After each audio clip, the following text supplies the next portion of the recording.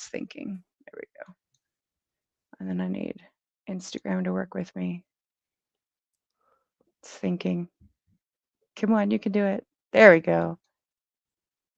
All right. And then I should be able to do cool things. I still haven't quite gotten, oh, that's not what I wanted. I want the feed. Like I want to be able to see like all the comments and stuff. So I want it up here, but it's like at the same time, it's weird. All right, we're going to run with it. We're going to see, because this is a new format I wanted to try, because I wanted to be able to see. Hey, Booster. All right, so we're going live. I got Paul Moxie Shreds with me. We're going to talk to him about how he got into drifting, because he drifts a car, started in media. Actually, did media come before drifting for you, or did drifting come before media for you? Kind of a lot of stuff happened all at the same time and pretty Okay. quickly, to be honest with you. It was like what do they call it? The snowballer, right? The domino effect. Yeah. So, drifting has kind of always been a thing for me since my late teen years, right? I was Mm-hmm. lucky enough to be around the time I was getting my driver's license. I was a Fast and Furious kid, so that's how a lot of guys my age and my friends and all started the car stuff, right? We saw Fast and Sure. Furious. By the time Tokyo Drift came out, like we all knew Mm-hmm. Fast and Furious was pretty unrealistic, right? Oh, absolutely. But at least it was kind of some exposure. We were starting to get some of that mainstream exposure to drifting, right? Because at that point it was Right. basically unheard of here on the grand scheme. Well, I want to talk about that real quick before we go into more of your story, because in my I'm going to say family, because my son and then my extended family, that's not my family, we have a tradition that every time the Fast and the Furious movies come out, we have to see it collectively as a group in the theater. Like Sure, it's yeah. the tradition, right? Mhm. And I've caught shit for the fact that I enjoy the movies because of how ridiculous they are. I'm like, but that's the whole point. Sure, Like, yeah. we know they're I ridiculous. think Like, eventually they kind of bought into the ridiculousness, so to speak, and they were like, yes, every one of these movies is just going to be an attempt to outdo the last one. absolutely. I'm like, because you're sitting there watching it going, no, Yeah, no, just stop. But I will say that I think if you had any semblance of a car background for that movie set, that movie genre, it had you at the first one.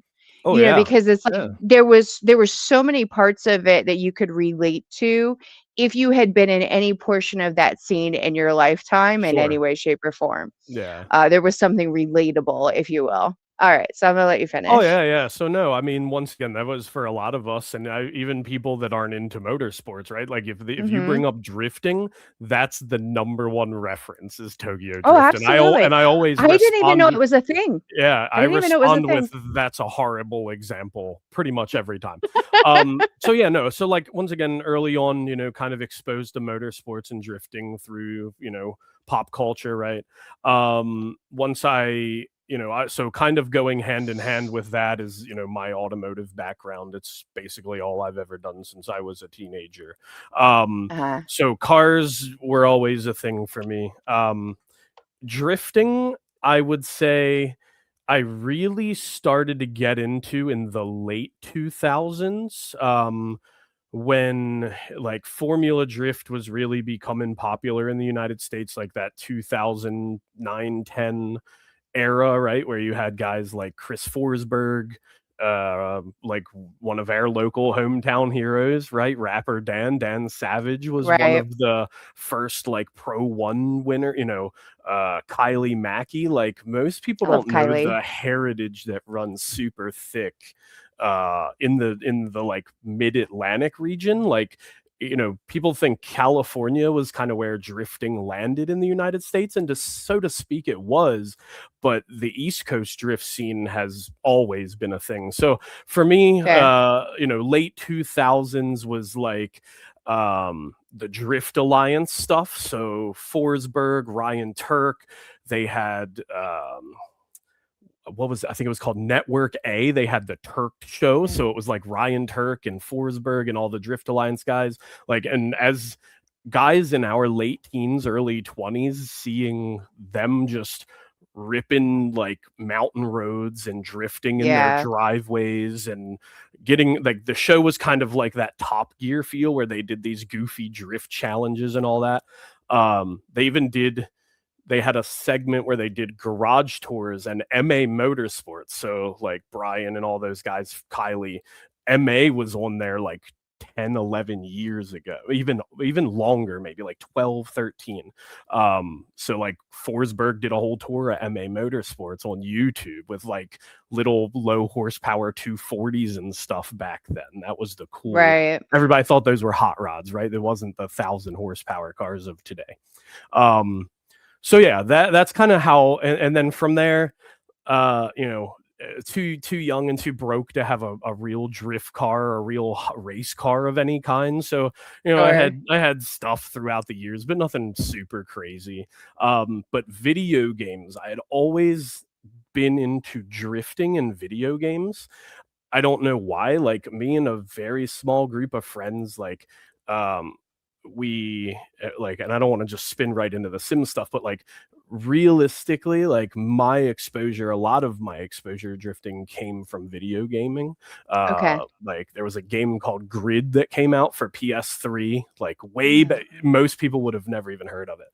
Because at the time, like Need for Speed was real popular. Yeah, yeah, I remember that Gran one. Turismo was real popular. Mhm. But Grid had, most people don't know, a drift mode where if you went in and turned all of the like assists off, right, where you had Mhm. to really drive the car, it had a pretty, for its time, I'm talking like 2006, it had a Sure. pretty good experience. Like there Okay. was some, you know, a Nissan Sylvia and a Pontiac GTO and RX-7, right? So that was like the very first, if you want to call it sim drifting, I did. So we're talking almost 20 years ago now. Mhm. And then from there, been ingrained in motorsport, you know, drag racing, drifting, etc. So Uh, yeah, it B was. Oh, go B ahead. Sorry. Shorty 94 said that's my boy. Hi guys. Oh yeah, dude, one of my teammates. So yeah, that's yeah, well, I'm sure we'll get into that as we start to get into the sim stuff. But yeah, I got a few homies in the chat tonight for sure. And then Booster said Formula D had a game for the PlayStation too. It did, yeah. I remember Formula Drift had a game. There was the, like I said, the grid stuff. You know, there's Forza. You know, a lot of the guys that are now into like the big sim stuff, they came from Forza. I don't know why that was like Okay. the platform, I remember but Forza. yeah, like Forza seemed to be um once again like the transitional start from, you know, sim drifting to where it is now, which is just its own universe. So I'm really curious about the sim stuff because I remember when we were at Grid Life, and I think both Grid Lives that we went to, the Midwest Fest and the Lime Rock one that we went to, they had Sims, Hmm. and I expected them to be more challenging than they were. And I'm guessing maybe it was setting or set up. Yeah. But I expected it to be more difficult, and it really wasn't. But I'm wondering what the spectrum of that actually looks like. Sure, yeah. So, like even at Formula Drift, there's a company called Sim Magic, which is you know, really nice high end sim equipment supplier. They have a mobile setup where you can go, you can try their different disciplines out. I think they do like a drift one, they do like a track, like in a little Miata, you know, something like that. And yeah, I mean, you're a sim experience is going to be very subjective. It is going to be very unique to each individual person. Even when you remove variables, like if I took and put 5 different people on my sim in the same car, same set, put a tune in, blah, blah, blah, I'm definitely going to get 5 different outcomes, right? Where even if none of them I had, would love to do that. I yeah. would love to do like I would love to actually video what that would look like, putting people in that have never done it before with the So same setup and see what yeah, happens. I mean, one time my cousin came over and I had been on my sim driving with a bunch of friends and stuff, and I think I was on E Town, like the figure eight, pretty easy course, Okay. and he had never done it, and I was like, yeah, go ahead, give it a try, right? So Mhm. he got in immediately, just started spinning out, wasn't doing anything. Sure. So within, I don't know, maybe 2 minutes, I had him kind of doing like donuts around a pole, right? So basically what you Okay. would do with somebody in real life. Like, you're not Okay. gonna go, here's this 1,000 horsepower car, here's Utah, good luck. Like, you're gonna go, Right, here, right. do a donut, do a figure eight, here's the brake, here's the handbrake, get a feel for it, whatever. Okay. And then he was able to kind of like get out on the track, initiate a drift, transition into the next, and he just kept slamming the wall every time. But the point is, he went from literally would hit the throttle and the car would just loop immediately, right? Okay. My E36 in the game makes 1,300 horsepower. So if you just Okay. hit the throttle, it's going to whip around. So he Okay. couldn't even drive straight without just, doing that. Literally got to the point he was doing donuts and having a great time. So just like in a real car, so somebody can pick it up almost immediately, Mhm. um, given they're receptive to whoever's trying to help them out, right? Okay. Andy Pop Guys Andy says, I love drifting on Forza. Booster said, Bro, Gran Turismo is the game. Cody says Sim has helped him very much, which I hear a lot. Like when DOD was a prime example this past DOD, and I cannot remember his name, Little White Miata. Everybody loved the fact that he had one turn on main where every time he hit it, backy. Every time he hit it, backy. You're just making it look like that shit was Yeah. easy. And I Mhm. was talking to Wes about it, and Wes said that kid's like 18 and just sim driving. That's all Yeah. he had done was just sim driving. And he's It's just hitting a big yeah. freaking track and just making it look easy.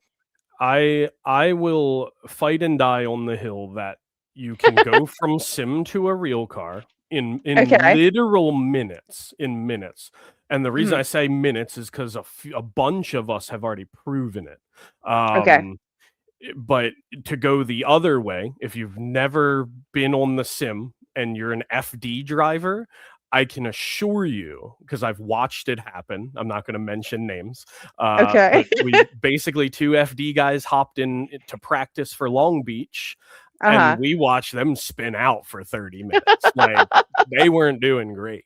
But there's been documented, like on YouTube, Okay. on my own stuff, right? Like, I did Alex Licklider's JAC Motorsports, which I Okay. mentioned on your one podcast, Mhm. in the comments. I think that is like almost like, if you put that in hand with sim, like a drift 101, which I know he doesn't quite market his as much as some of the other drift 101. His is like an Sure. experience, he calls it, but you Mhm. learn stuff if you listen to him and you do what he says. It's a 101, like he is Okay. telling you how to drift. But I got to do Alex's drift experience, right? So I had, at the time, about 2,000 hours in sim, and had never driven or never drifted a real car of Okay. when I say, like, doing donuts in a parking lot in my Mustang when I was 20 doesn't count. Sure. So, Sure. like, actually drifting a purpose built, albeit only 200 horsepower, because his car is, pretty low power. First time ever drifting, right? But after having 2,000 sim hours. So Mhm. got to talk to Alex, and he was like, yeah, I offer this program. You pick the track we go to, you pick the day and time that works for you, here's the cost. He supplies the car, the tires, the fuel. Like, I just Okay. showed up. I showed up That's with why it's my, an it's an experience. Yeah. experience, right? So Yeah. the cost is the cost. I'm not here to discuss that, right? But Yeah. I paid my price because I thought that the price was valuable to me. There was value in what he charged. Um Sure. so I went, showed up. We did it at Capitol on a Okay. November day when there was nobody there. Terrace opened the Okay. track for us, um, and within 15 minutes of on track time, so I'm talking about literally he puts me in the car, tells me to roll onto the grid, explains a few things, hey, I want you to do this, this, and this, blah blah blah. Okay. I do a little spin out, right? I look at him and go, okay, I know what I did wrong. 15 minutes in real time, because we GoPro'd this, I was linking Capital pretty much. They Okay. wouldn't, because we didn't have a medic, they wouldn't let me fling it up at the concrete barrier. Okay. But Alex basically was like, yeah, just stay in the throttle a little bit so you're not coming all the way out of drift. So I was linking Okay. all of Capital in basically 15 minutes in a Okay. 200 horsepower car, which is not easy. Okay. Um, Yeah. so then if you go, okay, well, that's a fluke. The winningest guy in sim drifting is a guy named Zach O'Sullivan, and he's the people's champ. Like, this guy, he's an animal. He spots for FD driver Ryan Okay. Literal. Okay. So one round, I think it was St. Louis or something a year or two ago, Ryan looks at Zach and goes, "Hey, we're gonna head to the racetrack today." And Zach's like, "Well, I thought everything was over." They put him in the car. He had once again, never driven a real car. This is on YouTube, by the way. Hmm. And Ryan Literal has a RB powered Nissan, 1,000, 1,100 horse, whatever it makes, like big power car, Okay. big tire car, full FD Pro car. And Zach gets in it, puts the helmet on, puts the gloves on. Ryan's not even in the car with him. He literally just goes, basically, don't fold it. And Yeah. Buddy goes out there and shreds continuously, like Okay. camera footage rolling. And I could keep doing, like, literally, I could just keep giving you examples Sure. all the way down to guys like me that nobody's ever heard of, right? Like, I got you. I got you. every day somebody goes from the sim to the real car. And every day more and more real drivers, or IRL drivers as we call them, whatever, guys that are out in real cars, Sure. are getting sim setups because they're starting to see the value in it.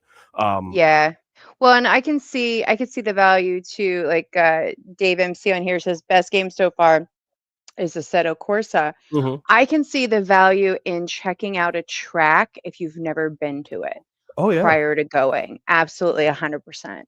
And B Shorty says shout out to Zach. And then Cody said I just drove Kenny's 500 horsepower E36. Got in got in 3 laps all from practice on sim. Yeah, I saw that So there's footage. Yeah. definitely Yeah. value for I sure. saw that footage of him driving Kenny's car, and Mhm. you can hear the confidence in the way he's driving, right?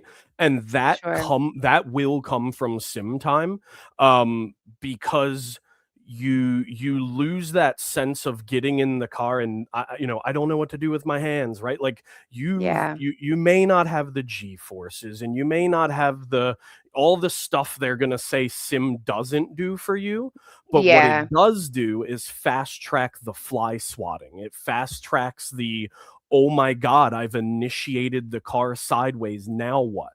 For Yeah. sim guys, it just automatically happens, right? I had somebody send me, I can't remember who it was. Might have been Maddie.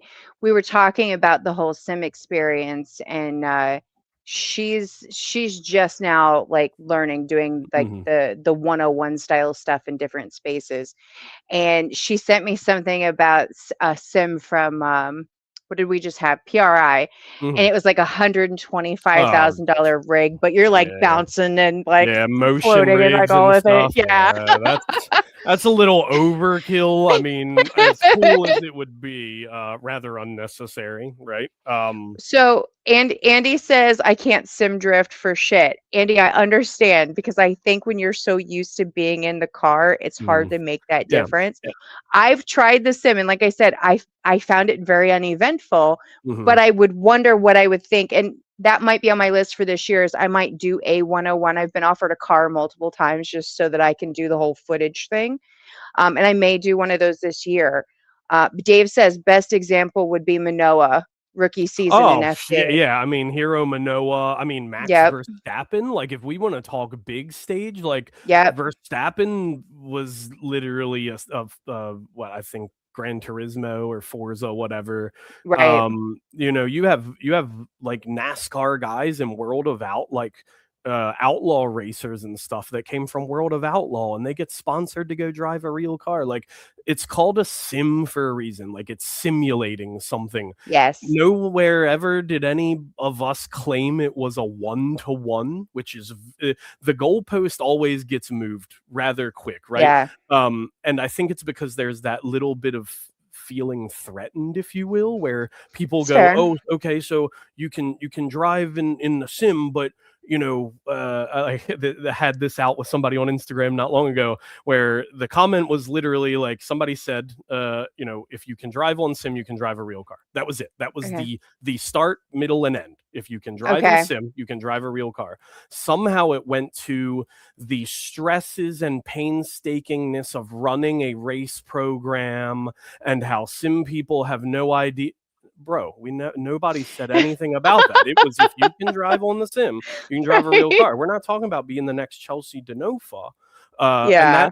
that whole thread got Chelsea Denofa to come out of the woodwork. And the guy Zach O'Sullivan I mentioned a little while ago, I have a feeling there's something brewing behind the scenes for the two of them to go against each other. Because this was in an Assetto Facebook group that Chelsea came in and made a comment and was like, I'll supply a car. I'll supply the you come up with the layout because Love it. this best sim drifter in the world could never ever ever in a million years compete with the likes of a Chelsea Denofa, right? Well, we might find out. Like literally, like Yeah. I know Zach and I wrote Zach and was like, bro, tell me this is happening. And all I got was the little winky emoji trying to be sneaky, whatever. But we like once again, dude, like sim guys, is Zach going to go out there and walk Chelsea Denofa? No, he's not. It's Chelsea Right. Denofa. Denofa Sure. is the Michael Jordan of our sport, bro. But the fact that Denofa feels so inclined to challenge somebody means Right. we're a part of the conversation, right? Yeah. You don't see Tom Brady out, going to Yeah. high school quarterbacks. Come see me on the field because Right. Brady ain't Right. worried about it. Maybe the Uh-huh. FD guys are a little nervous. I don't know. Sure. But look for those that understand what you can take from sim. I'll give you an example. Like, so I have a Formula Drift Pro-Am driver that I've Mhm. been, if you, for lack of a better term, sim coaching. Um, Okay. and we started late at kind of the later half of his season last year.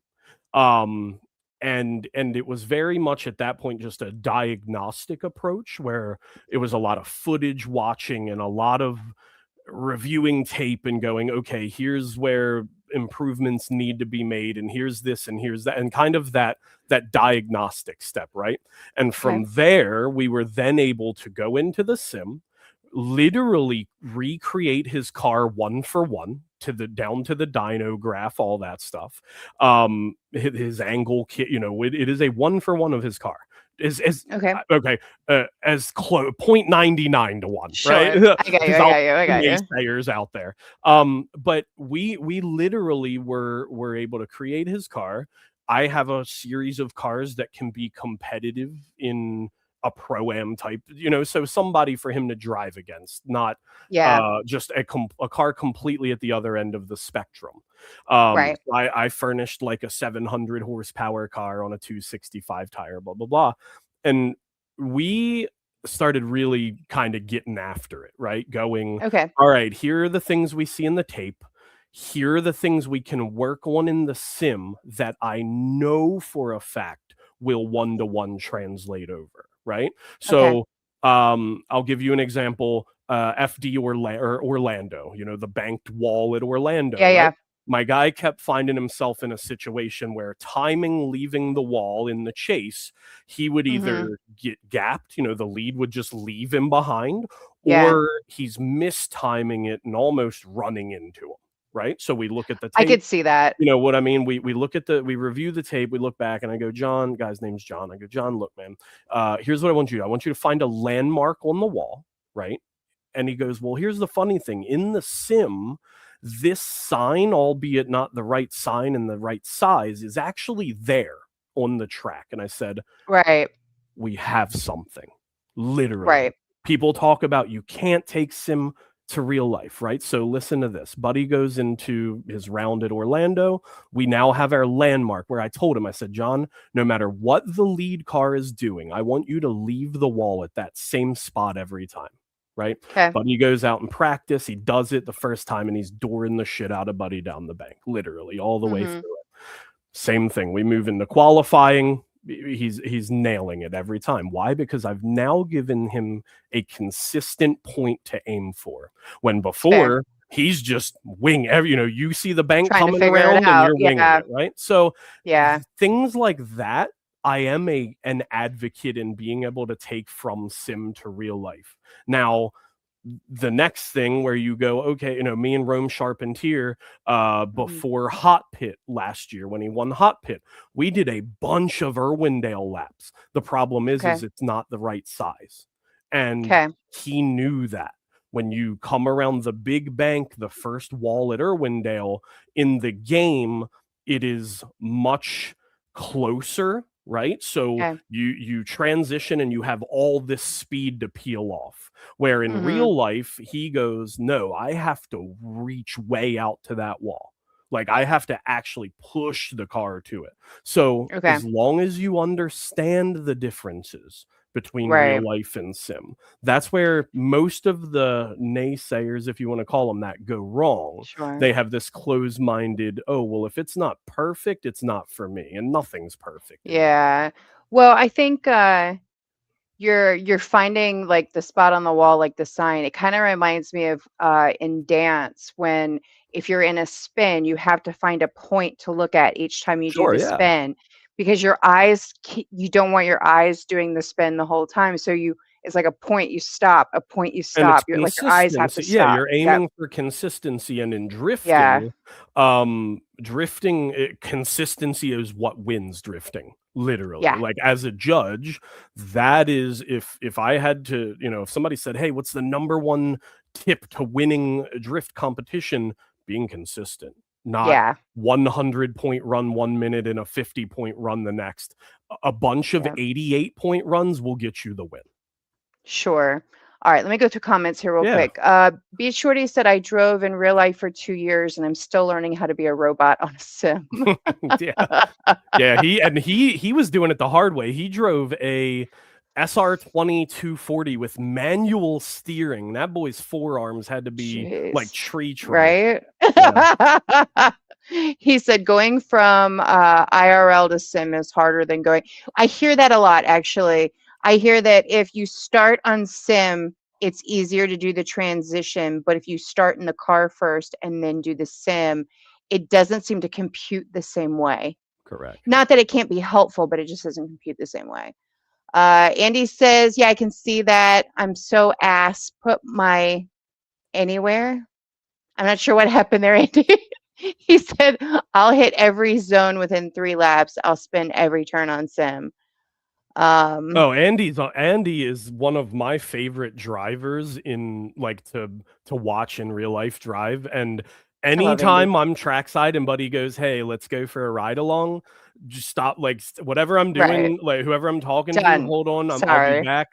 Like, bro, he has this what's cool is he's got that like luxury where you still have like AC and like Yes. we're sitting on grid and it's 60 degrees and like you're in Yes. these big cushy seats and the car's so Uh-huh. stylish, and Hmm. he drives the car the way the car looks. Okay. Like I want like I hope people understand that. Like when you see the car and you go, it's flashy and it's kind of aggressive and it's kind of like got that hot boy vibe to it. Yeah. Like he has that swagger to his driving, and I love it. It's pretty cool. We were talking about when I was at Dominion, because I had everything go sideways with like the van and then getting the Jeep and the camper and like all the things, I didn't touch all my footage from Dominion, which I was like, I felt really bad about because Dominion was a lot of fun and I was glad to finally like experience drifting at Dominion. And I had hopped in with Andy and I hopped in with Travis and I went back through Andy's video and all I really wanted to do was do the whole like small world effect with the Mm-hmm. 360 camera. But he loved it because he could see his hands. Oh yeah. And one of the things that he said that I hadn't even thought about, and this is where I'm always like in awe of you guys sometimes because I don't have the technical background on cars. And part of that's because I don't care. Sure. I do, but I don't like, so I Well, don't it's need to retain all know, of it. right? It's need to know. And if you Exactly. don't need to know, you don't care, right? I Yeah. get that. But That's one of the things that he perfectly fine. mentioned is he was Wise Fab when we were at DoryCon. He has a Wise Fab angle kit, Mm-hmm. and that was what he was talking about was the difference between when he didn't have it, Oh yeah. fighting and holding Mm-hmm. onto the Yeah. car versus having the angle kit. And he's like, I'm just chilling, you know. Sure, yeah, 100%. Well, and that's why I like to get those cockpit videos that I get where I'll strap my Hmm. cinema rig to their like roll cage or windshield or something like that.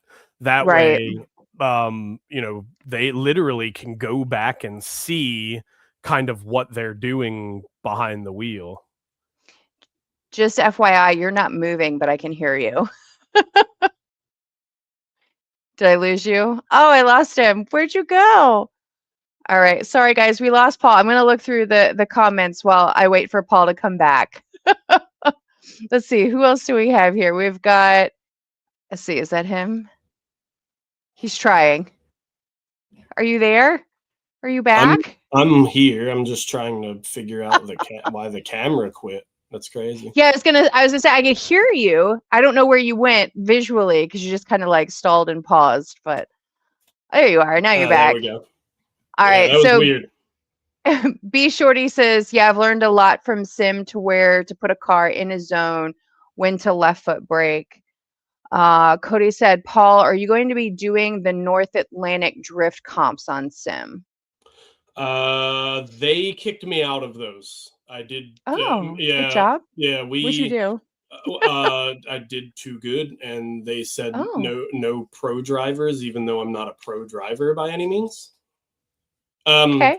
they're so I'm not joking, but unfortunately, yeah. So they're a I know what Compi's talking about, and they are Okay. a more grassroots street car Okay. So you're style. you're you're good enough at it at this point. You don't qualify for grassroots, is what they're telling you. So me and Reese, Reese. Okay. Me Yep. and Reese entered and got first and second after like 9 OMT battles. And they were like, we're tired of this. Like we have to pick a winner. So they were like, yeah, next round, unfortunately, you guys Aw, can't come back. So, but no, I appreciate that. I appreciate what they're doing. They're trying to keep it more kind of like entry level stuff, right? So that's fair. but what's cool is that like on the organizational side of things, they are like top tier. So they're like the crew that hosts, and they're like I've guest judged since I couldn't drive. I've done some judging and stuff for them. And yeah, they're one of my top like recommended if you want to get into sim competition and are looking for Since like a starting point, right? since we're talking about judging, Mm, I have experienced what judging looks like, and you were actually at one of the events yeah. judging. Um, would you rather judge sim or in real life? In real life, I think, Okay. because in sim everybody's hidden behind the keyboard, right? You get that little Yeah. bit of bravery. Sure. Where in real life, you still We gotta you take it still on the get them chin. you still get them guys that they'll say We what they do. gotta say, right? And I love it. Yep. But it's Yep. not as the IRL stuff isn't as cutthroat. You know what I mean? Like sim can be very toxic. Like Okay. it can be rather toxic at times. And I think it's because there's not quite as much of an investment as real competition. You know, somebody that goes, oh, I'm inconvenienced by a few hours sitting on my computer, has no grasp of what it takes to actually go compete in, say, Fair. even a regional, something like Catch My Drift or E-Town Yeah. Gambler, right? Like, to be inconvenienced for 4 hours is Yeah. literally travel time, like, Yeah. you know. So I think that's, for me, where I prefer IRL competition, is that the vibe is a little different, right? Like, Yeah. everybody there has kind of invested the same travel, the time, because, like, even though, like, for Drift Southern Maryland, even though I'm a judge for that 3 hours we're hosting that comp, once again, all of the months of behind the scenes planning. And then when we show up at 7 a.m. on Friday to start Yep. testing layouts, and, like, I don't need to go down the whole laundry list, right? But, like, Yeah. we as staff at that point have heavily invested. The drivers have so there's this little bit more mutual respect, I think, for the Yeah. organizers.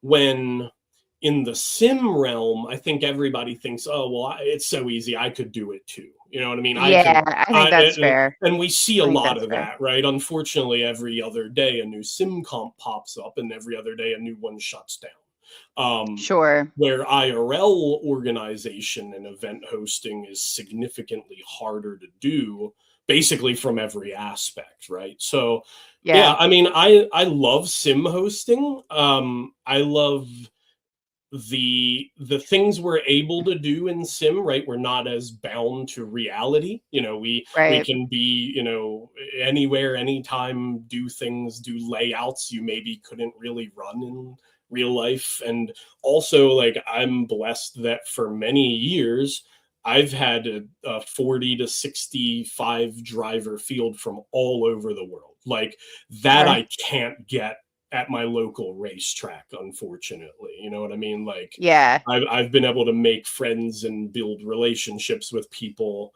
Yeah. simply because we're in a virtual setting. Well, I don't know. Had we met and we hadn't met in person prior to that event. And I know Kobe and I were both um we were both there the whole weekend. We were Yeah. there Friday, Saturday, Hmm. Sunday. It was a long weekend. Yeah, it is. And Because we had nighttime drifting as well sure. too on Yeah. Saturday, which I'm thankful for because I don't get that very often. Yeah. Yeah. And Night drifting is so great. that was so much fun. I had a blast. But yeah, I And mean, that's the thing, right? You don't realize the time that goes into that kind of stuff when mhm, you as a driver are just hyper focused on what you have going on. Like, sure. you don't go, oh wow, these people, like, here it is, it's Sunday at 4 o'clock, and these people have been here since 7 a.m. Friday. Like, Yeah. that's, you know, once again, where I think IRL differs a little from sim. But there are aspects of both that need, you know, they can't give to one another, if that makes sense, right? Like, Yeah, there's, you know, I agree. the being there live, and like, us getting to do the Drift Southern Maryland stuff is, to me, like, one of the greatest things I've ever been a part of. Like, we get to see people from, hey, I've never driven in a competition before, like, I'm just here hanging out and my buddies talked me into it, all the way to, like, the last 2 times we did Drift Southern Maryland, we had whole race cars from English Town and Mhm. all, you know, New York showing up, Yep. right? Like, guys on pro car setups to run our skid pad. Like, that's Yeah. Well, and crazy. that whole process was interesting too because I don't always realize what I notice because I'm looking at a car very close up through a viewfinder as I'm tracking it. Mhm. And there was one particular, and I've brought this up on one other live. There was one particular run where I'm like, something's not right here. Why is he starting so slow? That doesn't Oh seem yeah, right. the The, infamous, yeah, the yeah, sandbagger. yeah, yeah, And then in a as 1,000 soon horsepower car, yeah, yeah, yeah. and then as soon as I had that mental thought, and then the first run was over, I could hear you guys talking in the background and went, Mhm. Yeah, Oh, yeah. I mean, okay. I did see the thing. I saw the and thing. that's the thing. Okay. Like you as judges, we are expected to have the highest level of understanding of the sport, right? Like if Yeah. we're going to tell other people how to do it, we better damn well have a solid understanding. So yeah, Hmm. that was a controversial call. If you remember, I do. they weren't ready to fight, but they were getting loud, right? And Yeah. it Well, was and something broke, didn't it? Didn't they he break something or? was fuel starving. Those cars, when they get so low on fuel, they will slosh, and literally the fuel pump will just suck up air Yeah, instead yeah. of fuel. So what was happening is instead of just putting more fuel in the car, they were running the car out. That, although it looks like a flat piece of pavement, is not. Yeah. That chunk of rectangle pavement Yep. Kevin managed to get is one of the Yep. most beautiful pieces of pavement I've ever seen. Like the amount of elevation in just that square footage is crazy. So he was getting a lot of fuel slosh. He would go to accelerate, the fuel Yeah. pump would starve, and the car would start to try to shut off on him. And it was happening on the run up, it was happening mid drift. You could hear the car breaking up. So not only like did you not win your battle, but then Yeah. it becomes a safety problem. I can't continue to send you out on the track with a mechanical issue. So what happens? Yeah. The car takes off, you initiate drift, and it shuts down, and the chase just plows into you. So Yeah. we, once again, not just judges, we have to we have to be the safety guys, and we have to be the event organizer, and we have to be wear all of those hats, Sure. because the people that are fans, or the homies that don't understand why you lost, well, buddy, I mean, just talk to somebody that understands drifting a little bit, and they'll be able to tell you. So Yeah. Yeah. yeah, that was a unique thing you happened to be there for, because it Yeah. was like we kind of had like a mechanical issue at the same time, kind of had like a Yeah. driver protest. Meanwhile, we had a driver that 100% was the clear winner. So yeah, I'm glad you got to experience that, because that's stuff usually doesn't happen every competition. Yeah. Well, and I can definitely say that through my course of doing all of the media stuff, I feel like I've had a lot of experiences that other people may not have gotten to have, Yeah, and I'm really yeah, thankful for that. And I think some of it's just been being in the right place at the right time, and just some of the networking, which I'm yeah. thankful for. And but it seems to keep contributing to like noticing things as I go. And now sometimes I get, shot as the messenger because I provide the feedback to the people who need the feedback, and then I'm wrong. I'm like, well, no, that's the feedback I got. It doesn't mean it's my opinion. That happened to you and I, as we had a conversation with somebody rather recently, didn't it? As we were going, Yeah. hey, here are some things we know to be true in the drift Uh-huh. community, and that person denied it right to our face and was like, no, that's not the problem. So yeah, I Yeah. know exactly what you're talking about. Yeah, Yeah. it's one of those things where, as drift media or motorsports media, right? Like, you can Yeah. choose to just, like you said, you can just show up and you can take pictures and you can go home, or you can immerse yourself in it, and Yeah.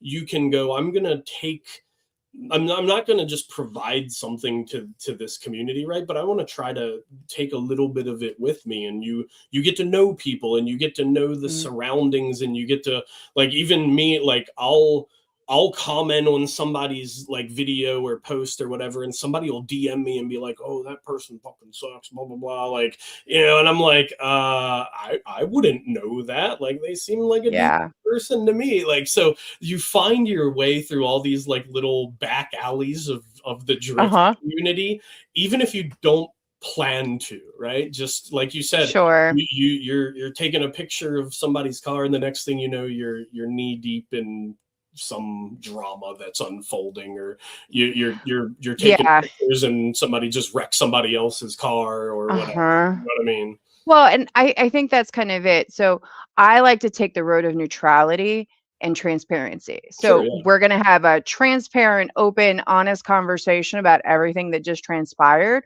or we just don't need to talk about it. That's fine. Because I get put in a position a lot of times where there's like two sides to the spectrum and everybody wants me to pick a side, and I'm like, I'm happy to hang out in the color in the middle, guys. I don't need to pick Yeah. black or white.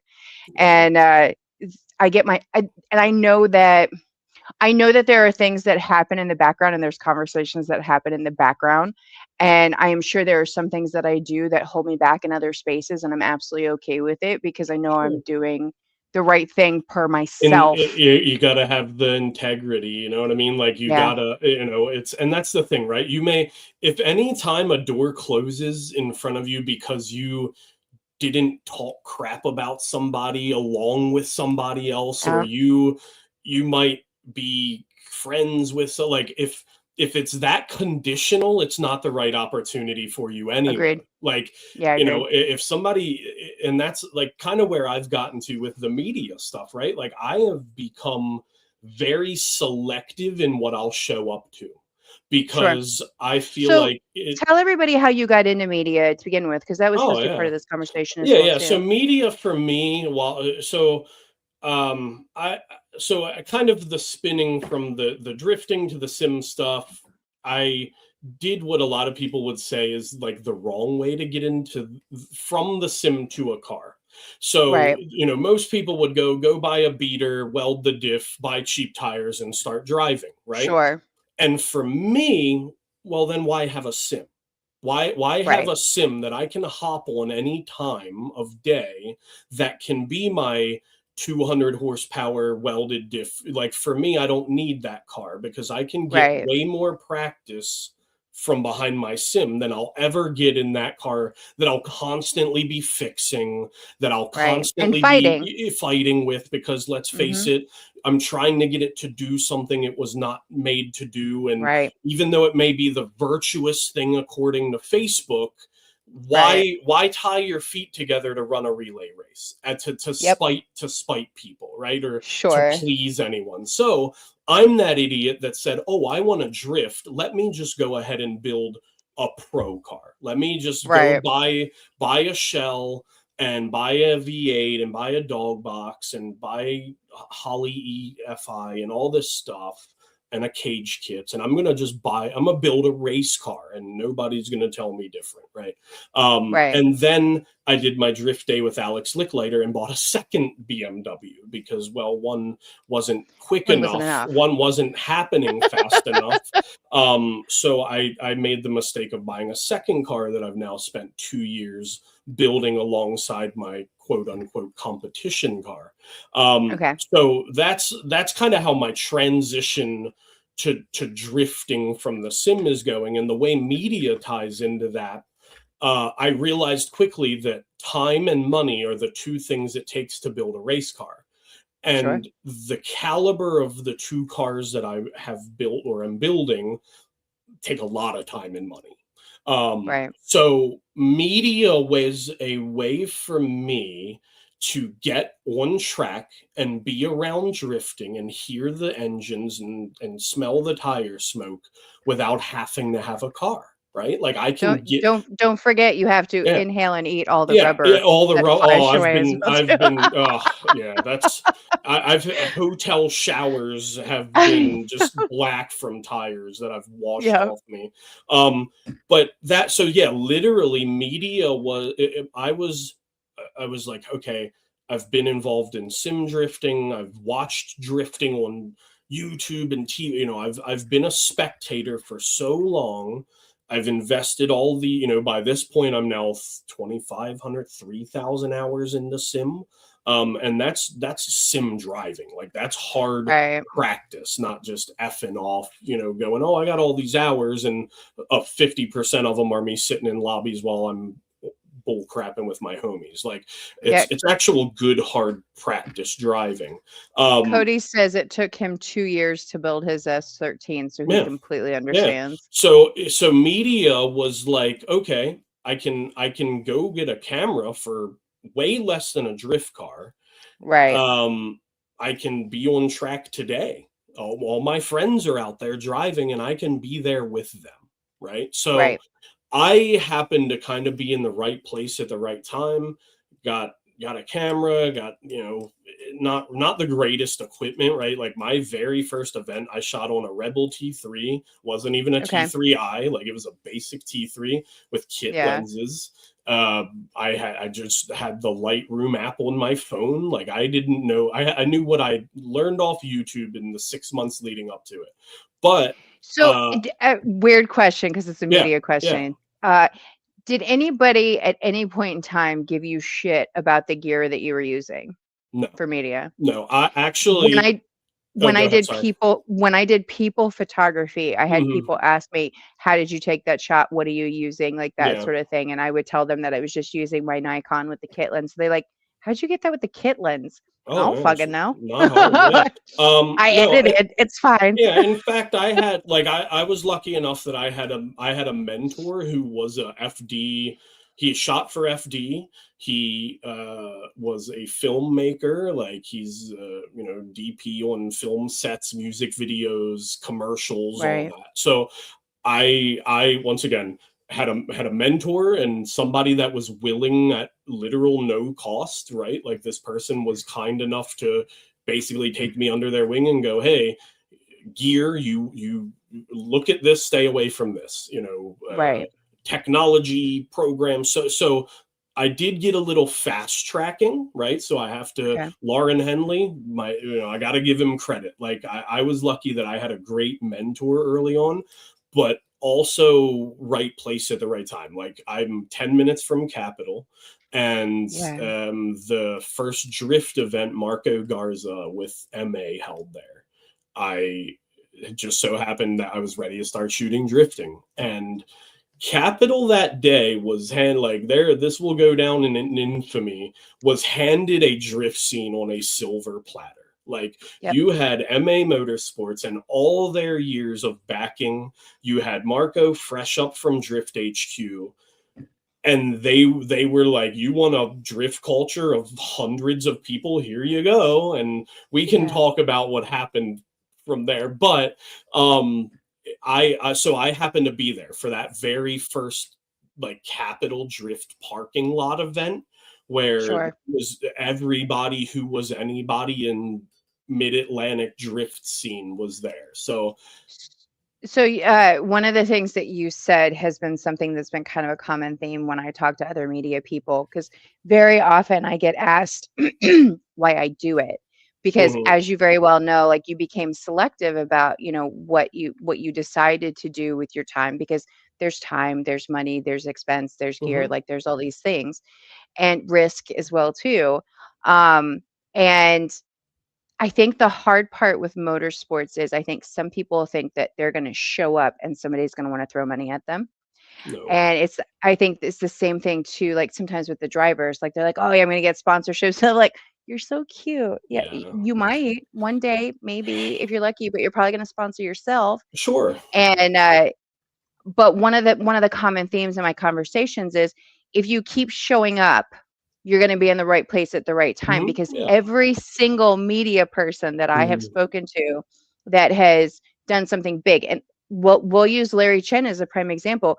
He was a paparazzi Oh photographer yeah, at the beginning. 100%. Yeah.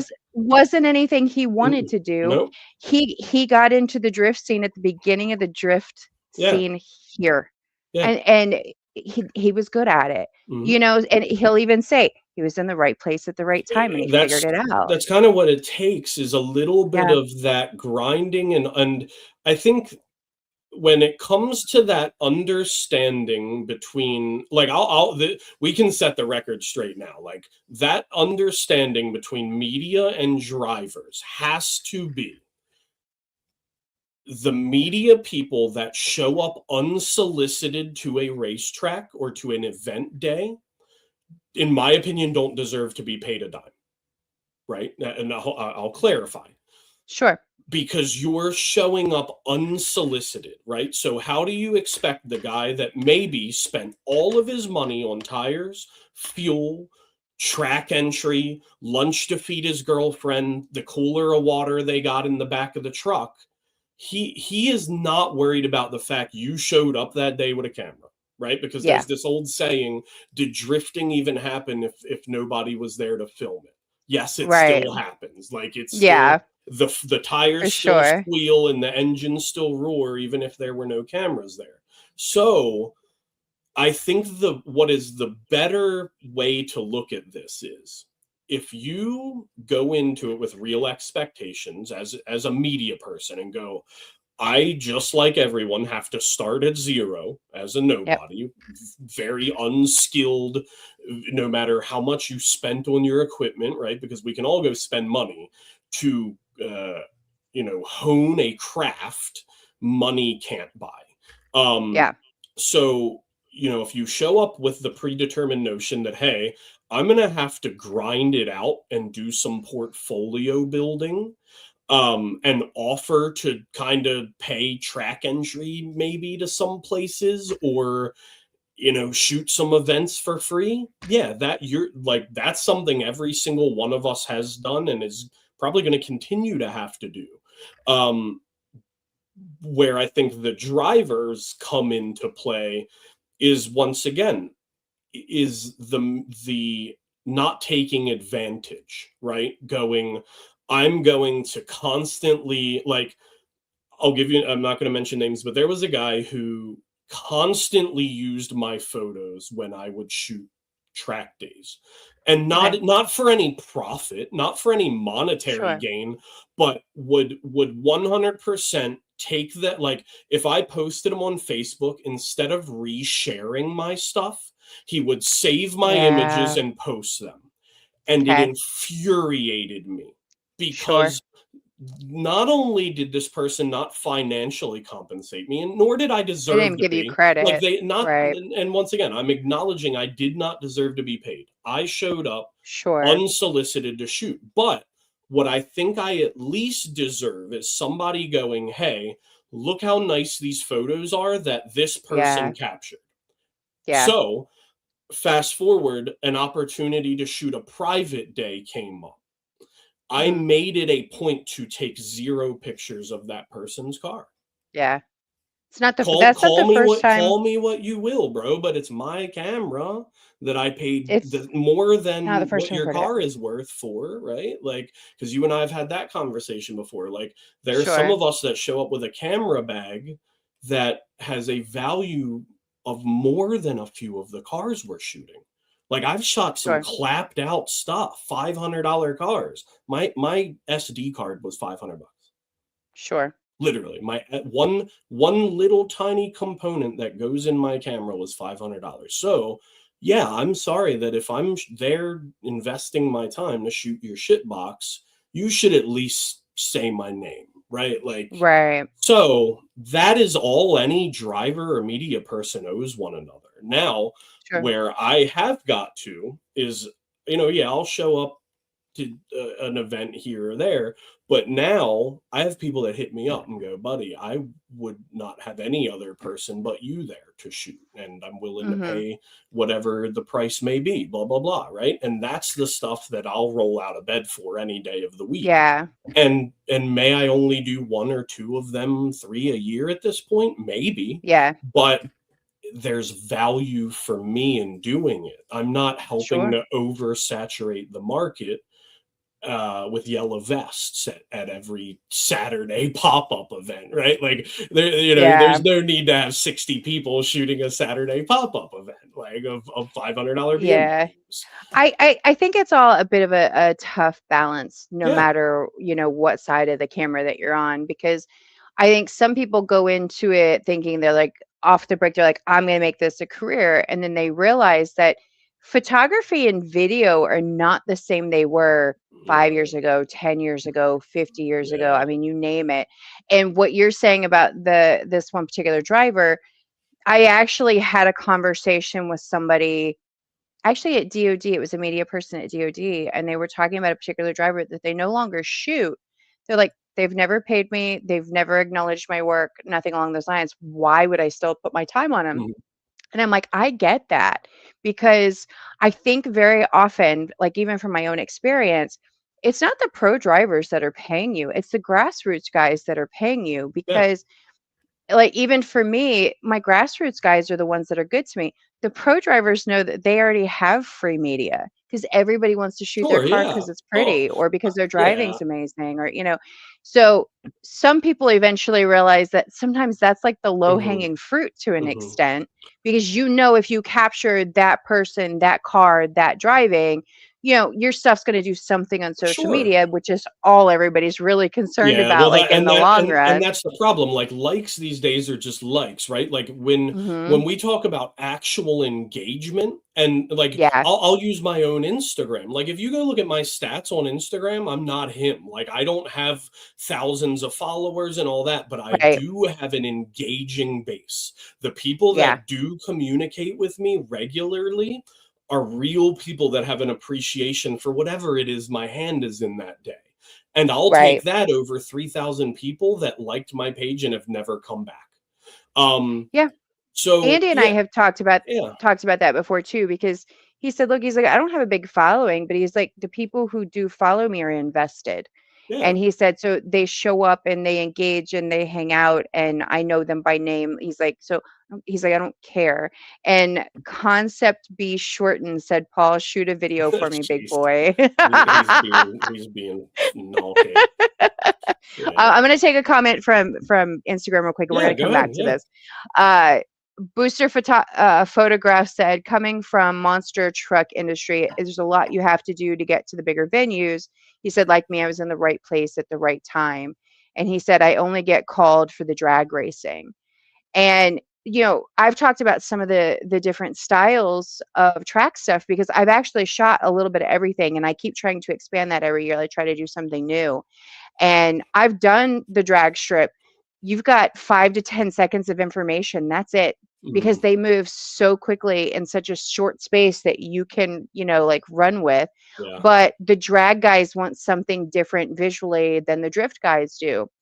A lot of times when I get paid for the drifting stuff, it's either I was in the right place at the right time, got a really cool Mhm. shot. They've now seen that I have the really cool shot and they're Mhm. willing to throw money at me. Yeah. Or I've got guys that want progress video. So they'll pay me to hang out with them for the day, whether that's in car, on car, from the ground. Like they want to have video that they can go back and look at 6 months to a year from Mhm. now and see if they've actually made the progress, or check different parts of the car. Maybe they don't have the car set up and they can't figure out what's missing.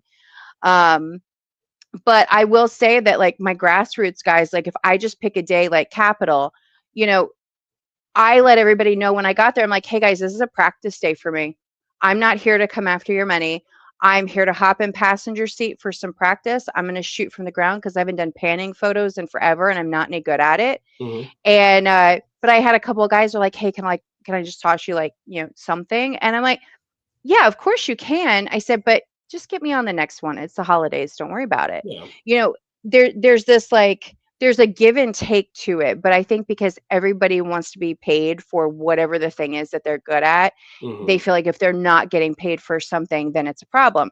It can be over time, but it doesn't mean it is in every space. Yeah, I mean, if you're plugging away at it for years and years and years, and you're going, man, I'm just dumping money into this, and I can't figure out a way to make it Yes. profitable, then you have to Have to reevaluate. reevaluate, right? You have to go, is it a time and place thing? Is it a networking thing? Because once again, like if you're like if tomorrow, like you or I started going in, like we got credentialed to go shoot Formula Drift, doesn't mean we Mhm. start making money, right? Yeah. Unless a Well, driver, unless a most of the driver, media people yeah, don't. no, that's what I'm getting at. Like, and literally, unless a drive, like, Mhm. the only way I think I would do any more than I currently do with media, and I've talked to a few guys about it, but nobody's really been like serious, like literally, like Sure. writing checks serious. Is Yeah. it direct driver work at this point? Like, Yep. if a FD guy came to me and was like, "Hey, Same. what will it cost me for you to cover my season?" Mhm. We work it out, right? that's Yeah. that's basically the only thing I'm doing at this point, because to go for you or me or the next guy to pay to travel to Formula Drift to do general media just because Mhm. the Drift magazine backed you or something, right? Like, Yeah. they're an internet publication. You're not going to Mhm. get paid by them. I'm sorry. Yeah. They take your photos and upload them to Instagram. Like, Mhm. so you are only going to make money if you work for a program, literally. Like, and I So, know a few FD guys that'll tell you that. Like, they're big time uh-huh. dudes, and the only reason is because they work for a driver. They don't do general Yeah. mail. Well, and it's interesting too because I worked in the model space before, Mhm. I worked in the motorsport space, and I love the motorsport space, I'm not gonna lie. But I see very similar commonalities across both spaces, which we found kind of odd because they're such different Yeah. practices. Mhm. And the magazine thing is one of my biggest pet peeves. It truly is one of my biggest pet Yeah. peeves. It's one thing if you do a magazine based off of your own work and people are buying your magazine because it's your work, or you have a team and that team gets paid off the fact that the magazine sells, right? Mhm. But even in the people photography space, I remember when I got into it, everyone's like, "Oh, you got to make sure you get your work published. You got to do this. You got to do that." I'm like, "Oh, okay, cool. I'll do that." And I was probably about 10 publications in. I think I had like 3 covers or something like that. And like you feel good about yourself. I'm like, "Hey, I got it." And then you go, "Wait a minute. Why am I Whereas, doing yeah, this?" well, and then you realize, like, there's been zero fiscal There's compensation no for any of return. it. Yeah, Yeah. there's no return at all on it. Now, your model is like so over the moon that, their photo got the cover or Mhm. whatever, but I'm like, the publication is not paying me. Mhm. I'm not getting work Yeah. because somebody saw this like one-off Mhm. publication and they want me to buy the magazine. Fuck Yeah. off. Yeah. And that's And like, once I go oh, ahead. go ahead. Sorry. No, you're fine. Well, I was just gonna say, like, and that's the thing, right? Like, when you look at in the investment on your end, once again, versus Hmm. the return on investment, Yep. like, it's gotta be, like, I used that term a little bit ago, like rolling out of bed. Like, it's gotta be worth rolling out of bed for. And you get to a Yeah. point where you go, all right, if I have to, my laundry list of to-dos is this, but then what is the benefit at the end? It's like, mm. So it goes back to, like I said, if you're starting out, that understanding of portfolio building, that I'm gonna have to Yeah. grind a year, if you're getting into motorsports, okay, I'm gonna have to grind it a season or two of nobody knowing who I am, nobody paying me, right? No, Hmm. unless you're lucky and literally the Yeah. right Or place, you're right time, exceptional. or you're Some people are exceptional, right? just Yeah. absolutely exceptional at Um, it, sure. but Which I wanna elaborate on too when you're done. um, but Ugh. you have to also look at what you offer, right? Like, Mhm. one of the things that I have always driven home to myself with media is my media usable? If I Yeah. take a picture, like, and now I'm not talking about the guy that ever only wants to drift capital on Saturdays, but I'm talking about the guy Yeah. that goes, I eventually want to maybe compete, or if not compete, I want to make it on a drift team, or I want to Mhm. be able to get, like you said, like, even if they're not going to compete, maybe they still want to try to get some kind of sponsor, or they're Yeah. trying to do some self promotion. Well, how usable is the media that it is being provided, right? Because Yeah. before you can even talk about being reimbursed or compensated, let's look at the quality of what you're offering. Yeah, So proof of concept. there's everybody, and you touched on it. Like, I think media goes into it with this predetermined notion they're owed something, when it is a market just like any other capitalist market, right? There is Yep. competition, there is supply, and there is demand. You Mhm. and I are unfortunately in a spot where the supply is way greater than the demand will ever be.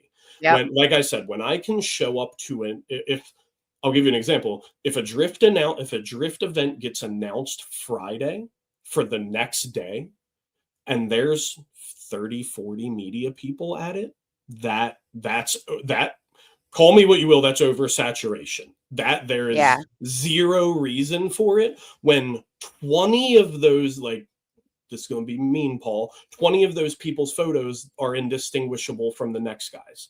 So Right. chop 20 of them off because they don't even need to be there in the first place.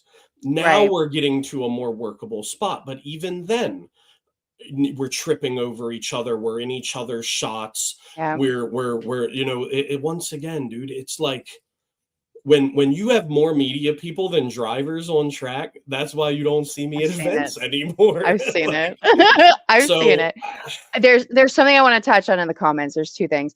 So Booster Photography, he said, or you can work for the venue itself that has their own photographers.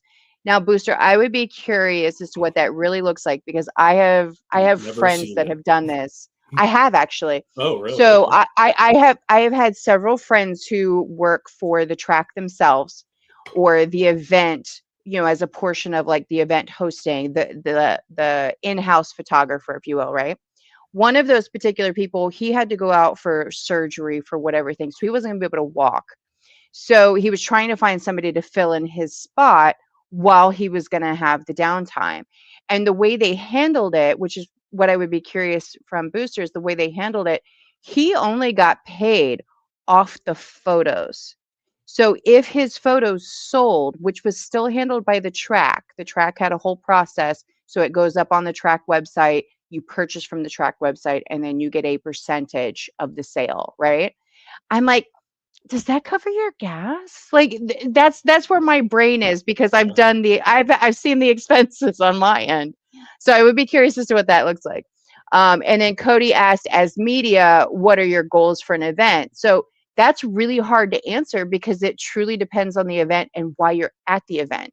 Yeah. Like DOD for me would be an example of I was not prepared for DOD like I was the year before. I didn't go, hey guys, I'm going to be here. Here's how much it costs to book me for the day, or what do you want? Tell me what you need. Um, I didn't do that. So I went and shot whatever I wanted. And then I was a lazy editor and I put all my video footage into a YouTube video. People could go find themselves if they wanted. And I had a great time with my Yeah. friends. Yeah. And that was okay for that particular event because I wasn't as prepared as I normally would have been. So having a goal depends on if you're intentionally going to the event for someone.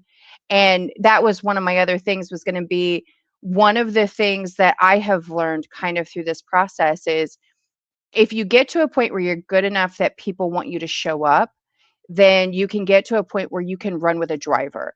Doesn't always mean that all your expenses are paid. Some of your expenses might be paid. They might overpay you, which is great. And when you start talking about payment, that is so convoluted and Oh, it's yeah. all over the board. And like it's Yeah. exhausting to answer the question. Like it's my least favorite question. Yeah. And that's like, and I'll mirror what you said. Like for me, it comes down to what is the purpose of me going?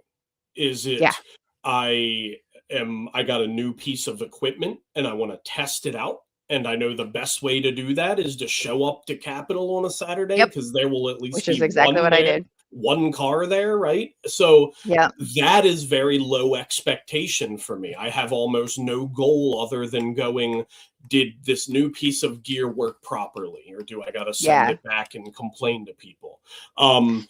If my goal is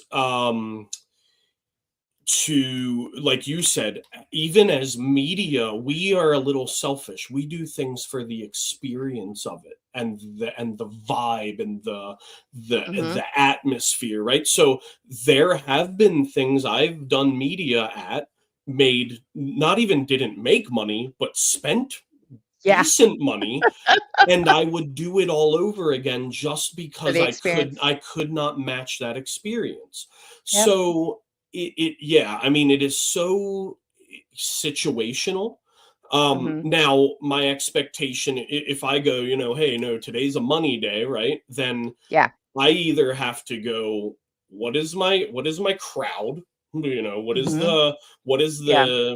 who are my customer base today, right? And if So a good example of that would be the last video that you did for Kevin. Kevin said, "Hey, here's kind of what I want." He's like, "I want the skater yeah, vibe and yeah, like yeah. documentary So style." And you that delivered that. yeah, and that's more of what I do these days, instead of, like I said, being that guy you'll see at every Saturday event. I am Yeah.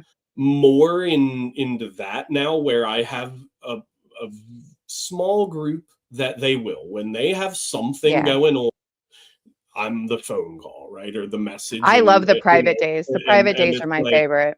and like what I love about Kevin is we don't have that convoluted, so the air gets sucked out of the room, right? If Yeah. Kevin says to me, hey, here's what I want to do, here's the idea I have, can you make it happen? I either, I'm honest with him up front and I go, yep, I can do it, because once again, we have to have realistic expectations of each other. Yeah. And whatever, so I don't price Kevin. I don't go, hey, Kevin, I want this to do it. I show Sure. up, I do it, and whatever. And I know at the end, I'll be justly compensated, because he's one Yes. of the people that ever since I met him and started doing media for him, even if it was one of those unsolicited days where I just showed Yeah. up, he would, even if it was just, here's $20 for Yep. entry, Kevin's Same. that guy, right? Yep. So he, for me, is no questions asked. If he says, here's something I need done, when, where, you know what I mean? Sure. So within reason, if I can, Yeah, of course. so we all have, like, I feel like, and I know you have people the same scenario, right? Like if they have something going on, Dawn has to be the person. So Right. like you said, when you get to that even small scale, when 1, 2, 3, like when you're Yeah. their person, that is buildable 100%, because all it takes is a couple people promoting you and going, hey, like, Dawn shows up every time we need her to, right? And she's willing to Yeah. travel and she's easy to work with. And if there's something specific, like with Kevin, he literally was like, hey, here is what I want done. Here's the vibe I want. Here is start to finish. And I did, from capture Yeah. to publishing. Well, and a good example is he invited both of us that Yeah, day. for sure. Yeah. We were both paid, and my assignment was completely different than yours. He didn't care what I shot because he knew whatever I shot, especially in Was gonna car, be good. it was going to be good and it was going to get turned around quickly. Yeah. And I think that's the bigger thing sometimes too, is that turnaround time, depending on what you shot, which was part of the reason I wasn't doing photo as much, is because I have a hard time separating art from bulk. Like I Mhm. have a hard time with batch editing. I really Oh, do. And I've gotten better about the it. worst. But the batch editing hurts my heart. So I'm here's not a even pro gonna tip. lie. Here's a pro tip: do it as you go. If you ever watch me on track, Oh, as there's the Alan. Alan's on Instagram. He says, "Oh shit, that Paul." I got to meet Alan this weekend too. So I do a lot of my batch editing trackside. Literally, I'll as soon as Okay. the cars go past, I'm immediately on playback mode and I'm scanning and deleting. Literally, I do that too. Yeah. that's tip number one. If Yeah. you're getting home at the end of an event with full memory cards and you're deleting 90% of it in post-production, you can do that Right. trackside in between runs. Literally. Yeah, I'll do that sometimes. It depends on the event though, because if they're sending them and Oh, sending them and yeah, sending yeah. them and sending them, I can't necessarily do that. But I am definitely an overshooter and I own it. Mhm. But there are some things I feel the need to overshoot because I know I'm not that great at them, like the panning stuff. I had a whole conversation with Jay. I'm sure you've met him before. He's usually at Capitol. And he JSK. just, I think Yeah, so. he's Jay another one says, of yeah. my homies. Yeah, I he's one of love my him homies, on dude. such a level. He makes my heart happy. And so we were both out on track for a hot minute. He didn't stay very long, but we were both out on track for a hot minute. And I was like, look at you. I was like, you always take such good stuff. And he was doing like really like wide pans. And Mhm. I love the close up of the car. Yeah. Like I want to hop in the passenger seat from the photo. Mhm. And so we were talking about that. So we had this, and this is where engagement I think is different from my perspective. Is I posted some of the photos and I didn't pick the best photos when I posted them. I posted the ones that were fun and artistic, but I tagged Jay and I was like, we can't all be as cool as Sure. Jay. Yeah. And Ethan goes, are we competing? I was like, I wish I could say that was it, but no, I'm just giving him shit because I can. Yeah, and like, when it comes to that, right? Like you're Yeah. best of the best all the time. Like Yeah. sometimes the stuff, and like you and I talked about this a few times. Like I am not the most artistic. I don't have that like. But you capture such a good photo that you don't have to be artistic. And I think that's it. I have a hard time with over editing, and I know it, I own it. And there's times like I sent Alan photos today and I'm like, so hey, I know they're over edited and I couldn't pick one. So I sent him like 5 or 6 Sure. photos, Yeah. you know I what I mean, mean? But your photos are usually so good that I'm sure you're just doing like color adjustments and then you're like, they're shipping off. Me, on the other hand, not quite so much. yeah, I mean, I do a lot of color grading. I do a lot of I do a lot of like layer type work, right? Where I do. I mask I'll everything. yeah, I do a lot of mask work, and I I do mask so everything. one thing I've gotten pretty like I've perfected in a way is like getting my subject to pop, right? Really getting that Yes. good separation. That's why I So mask. that's where that masking comes into play, right? Where Yep. you can really almost get a three-dimensional image. So yeah, I mean, it's just a matter of the, when I'm out there shooting, right? I know my look. I know my, Mhm.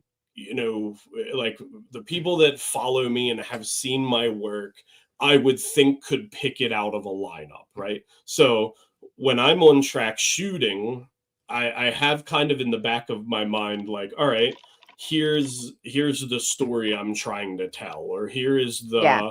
here's what I'm, that signature look I'm going for, right? Right.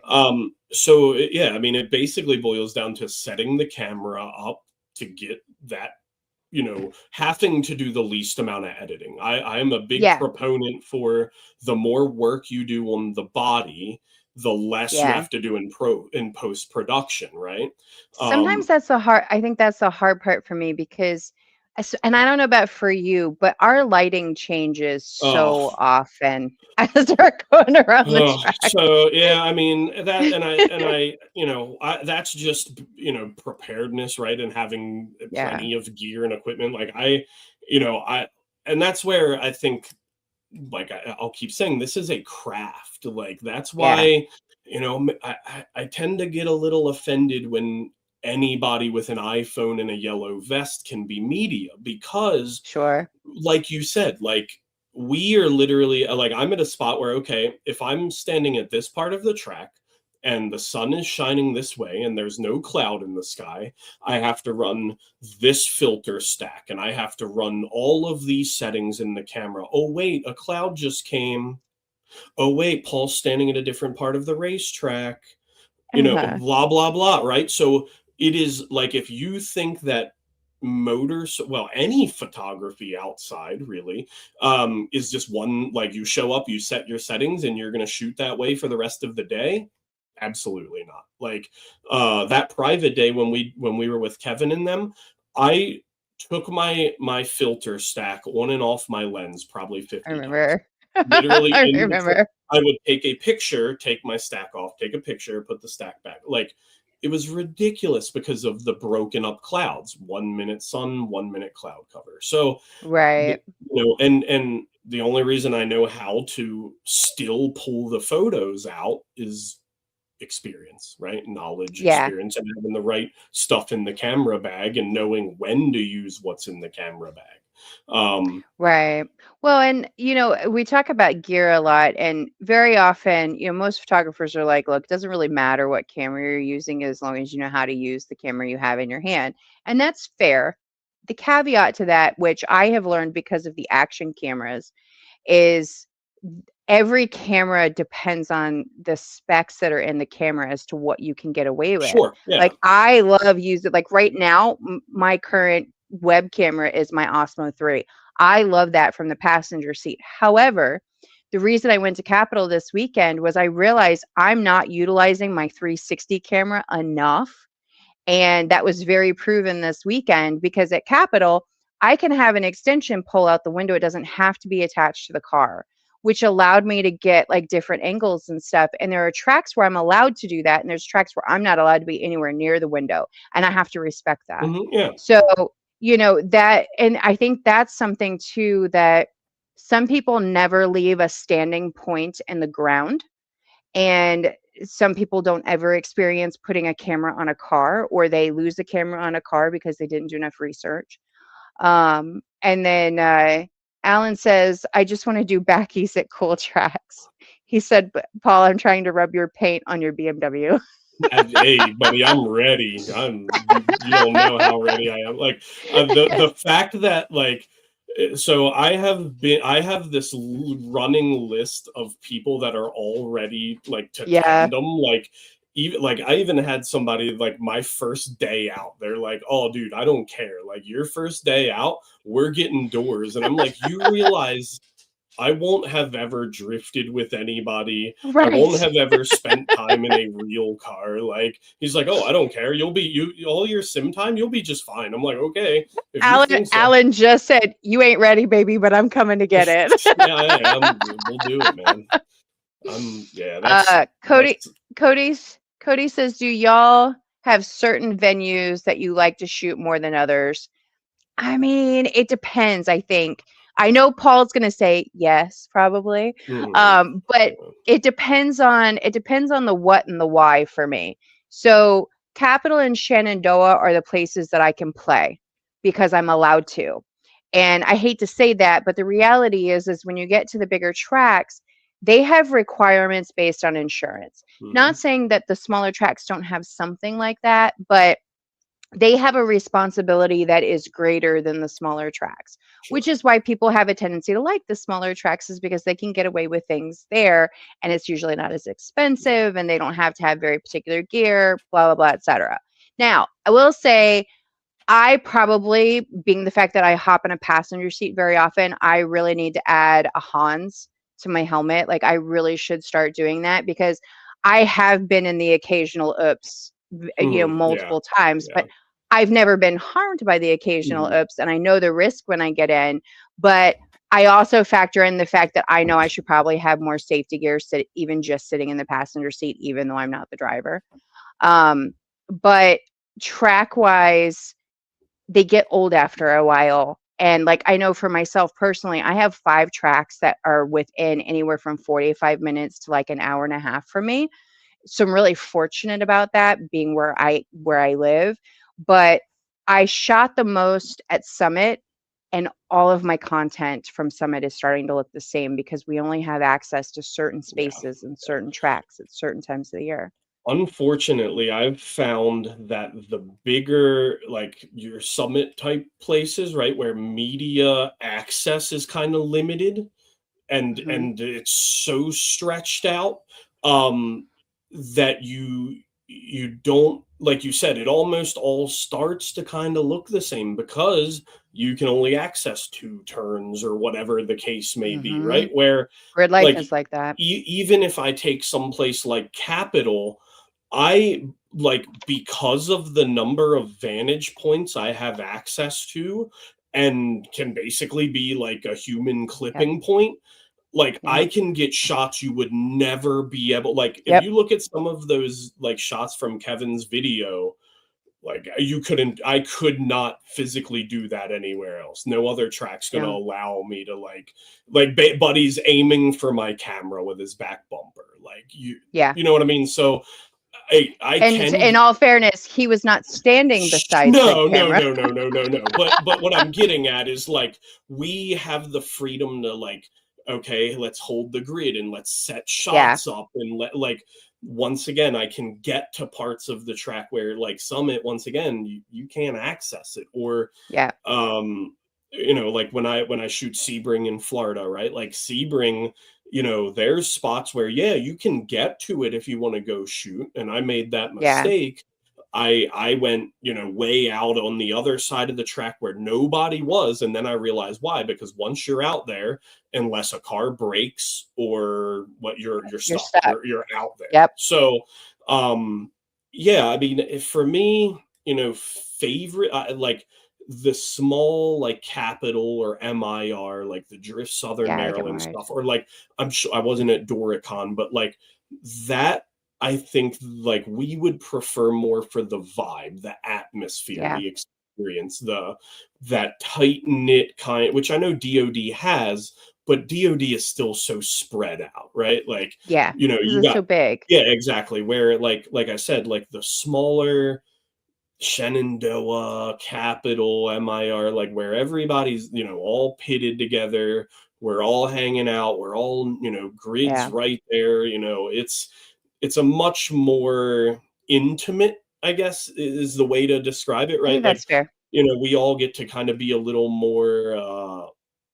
involved. Where, like I said, Well, and I think good. the bigger racetracks, so like I said, when I shoot, you know, Sebring, it is very much a like, all right, I've got to motivate myself to walk 30 minutes to the other side of the track, Yeah. and you know, so it is more very much like you're there to do business. You're shooting FD Pro Am. You are there to do Yeah. business, and there's a lot of places you can't go, there's a lot of places you can go, and it's much more procedural.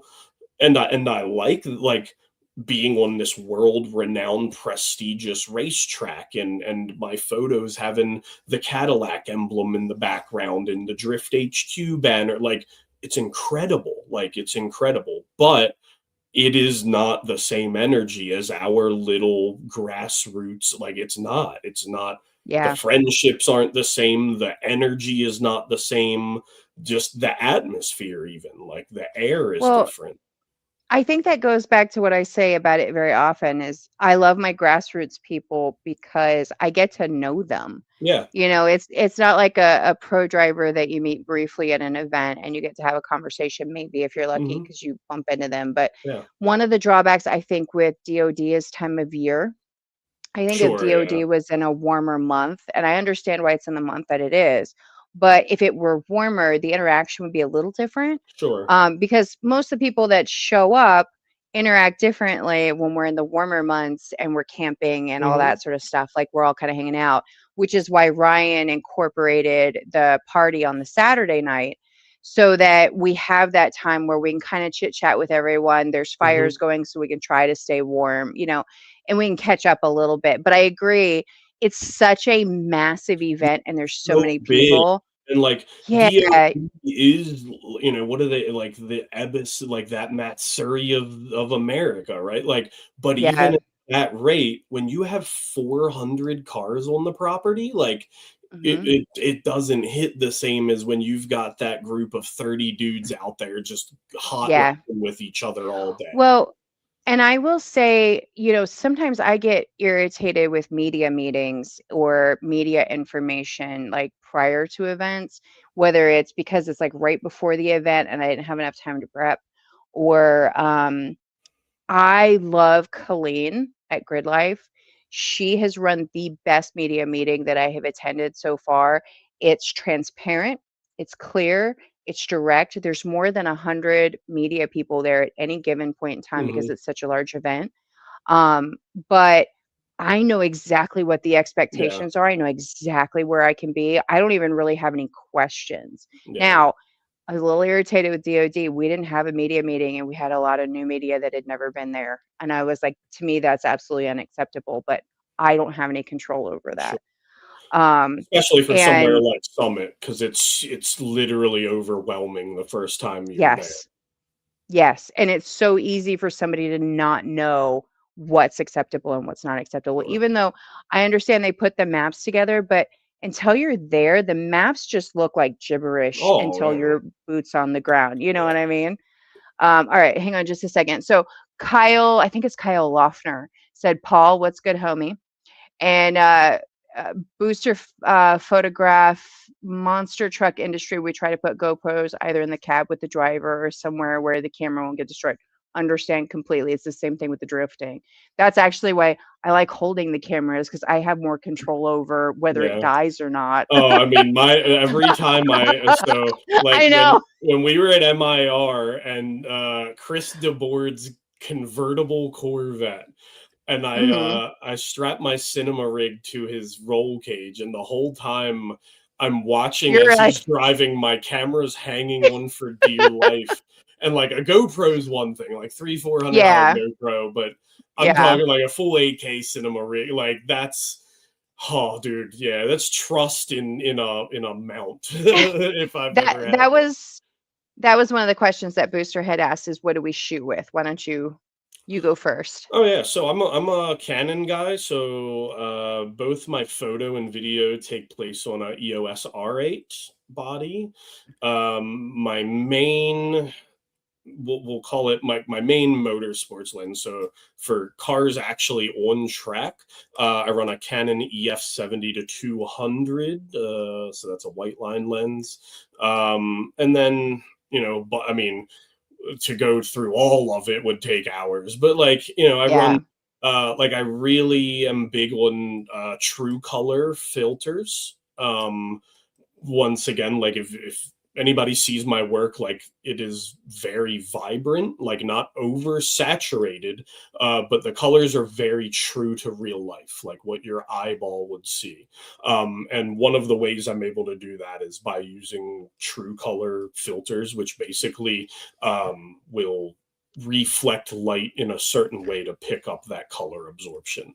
So okay. filters are very important. Lenses, I would argue, lens over body. Like when you get into film or photography, right? Like Yeah, I can take my $3,000 lens and put it on a $300 camera, and you wouldn't know the difference between that yeah, $300 camera and say a $2,000 camera, because most of it is in the lens. Um, yeah, when you get into the camera body, you start to talk about like crop sensor and mirrorless and how far can you crop in before you start to degrade, and pixel yeah, density, all of the scientific stuff. But yeah, I'm a big Canon guy. Canon works really well. I think Canon has one of the most like beginner friendly entries into media, right? Like if Sony stuff to me can be sometimes like foreign language. Yeah, I get that. I really think Canon just makes it kind of dummy. Like I'm not I'm kind of a dummy when it comes to tech at times. So if I can make my Canon make beautiful pictures, like anybody can do the same thing. Booster uses the Canon D90. Okay, yeah, great camera. Yeah. So And Cody wants to know, do you use the same camera for stills as you do video? I do, yeah. So basically, what it comes down to is a switch out of the SD card. So to be able to run, I downsample. So I run 6K down to 4K usually, or 4K down to 1440. So the biggest thing is having an SD card that can literally write that data as fast as you're capturing it. And then lenses. So lens selection is what'll change. When I go to Yeah, video, I will typically run Olympus Primes, vintage lenses. That's one thing that helps me pull that look, that like most people say all my cinematic. video, they have that like skateboard video look Uh-huh. or that music video look. I use Olympus vintage lenses, the same lenses they actually shot the Dune movies on. Okay. Alan says Sony A6700 for the win. And he said, this is fun for me. I love randomly commenting. I do this every Wednesday for the most part, Alan. So welcome. Um, for me, I started interestingly enough in people photography. My grandfather gifted me a Nikon um, 750 D750, I think is what it was, and it did not like me. I had it for like 2 months, and it started doing random things when I wasn't touching it. Like it was possessed or something. I don't know. So I bit the bullet and I bought a Z6 II. I was on the fence between the 6.2 and the 7.2, but there wasn't enough of a difference between the two for me at the time to want to pay more for the 7. And if I could do it now, everybody's like, "Oh, you'd get the 9, right?" I'd probably get the 8, only because it's a less heavy camera. It can still hold up to, the heat exchange. It can handle the heat, but it definitely has some like more built-in functions. I like the technical stuff once I figure it out. Like they have like the 3D tracking and the autofocus and stuff on the 8 and the 9 are like, they've gotten so much better. But I am a zoom girl. I want a zoom lens as often as I can have one because I never know what shot I'm going to want. And I was the same way when I did people photography. Most of the people photography I did was at an event, and I could go from, 28 wide open to like 100 and something zoomed in, depending on, was I standing on the second floor shooting down to the ground, like what shot did I want. And it's the same thing with the cars. I shoot with a, what is it, 28 to 400 is my go-to, like all the time. And that's for video and for photo. But it's also why sometimes I'm like, God, my work sucks. And then I go, well, wait a minute. You were all the way at the end of your lens. Oh And yeah, yeah. I forget that sometimes, that when I'm at that 400 millimeters, it's soft. And Mhm. that's why the screenshot that I took, because I was taking video, I took a screen grab while I was taking the video, looks soft and grainy. And I either need to run with it or I have to do a lot of work to make it look less than that. Yeah. Um, so it's definitely, I think it's always going to be user preference. I think I get annoyed sometimes when we have new people online. They're like, "Hey, what's the best camera?" And everybody's like, Well, yeah, "It's the one you whatever. have." And then Yeah, they hate that. They hate yeah. that answer because they're expecting you. But then there's other people like, "Oh, you have to have an Nikon. You have to have a Canon. You have to have a Sony. You have You, to have Fuji." And I want to talk about Fuji because I did not know Fuji was an option when I bought my Nikon. hmm There's a gentleman I follow, Diecast Dad. I love his colors so much, and he's like, hmm "Oh yeah," he's like, "I got a Fuji whatever," and I'm like, what's her "Damn it." Ellie Levesque? Oh, dude, She does film. Her Fuji film work Yeah, is incredible. Um, but yeah, I mean, as far as the oh well, what camera should I get, or what when to yeah, upgrade? I would argue when it's no longer serving the purpose you need. So yeah, like when I first started, and once again, I was only on like a Rebel T3. I knew it was time to upgrade when I'm out in the 100-degree weather and literally the camera's buffering because it's yeah, overheating. It can't save images fast enough. yeah. And I'm literally missing action. Cars are driving past me and my Yep. camera's got the spinning wheel of death. Mhm. So that's when I was like, okay, well, if I'm going to keep doing this, I better invest in a better piece of gear, right? So if you just show up and you snap one or two pictures and you hang out and you're just there to have a good time, you can honestly shoot whatever. Like you can Yeah, go buy a $350 kit that comes with a 24 to 80 lens and shoot away. yeah, If you're going to get to a point where like when if I'm shooting in Florida for Formula Drift Pro Am, it's 120 on track. Literal yep, track temp is 120. I've got to be able to shoot up to 60 frames per second, like capture speed of photo, because you want to literally miss nothing. Literally, like you want to get every single frame of action to be able to go back through it. So, you're asking the camera to machine gun the shutter in yeah, 120-degree weather and the card write it to memory while it's happening simultaneously. You're not going to be able to get a $300 camera to do that any day of the week. So yeah. you Alan, need to be the limiting factor of your equipment. yeah. Well, and that's the, like, from the ground camera. I mean, I have Insta360 X5. I have two of them. I've got three GoPro 11s. Mm-hmm. I've got the Osmo 3. I have my main camera. I also have like a small vlogging camera. And I have so much gear because I have tested so much for the different use cases that I need them for, because I don't just shoot from the ground. Mm-hmm. I'll even shoot interviews. Like I'll interview people once they've had a ride along. I had one particular driver I did that for a lot this year. And you know, the Osmo or my cell phone. When I first started, I shot from the passenger seat with my cell phone because it was way better than trying to Mm-hmm. like figure out if I could use my big camera. Alan said his question is, I got a question. Are you both charging for media at drift events? We somewhat covered that like earlier in the conversation. Paul basically is more selective as the years have gone on. So if he's invited somewhere and he understands, you know, what the payment is, whatever, he'll show up. And then he has an occasional play day as well too.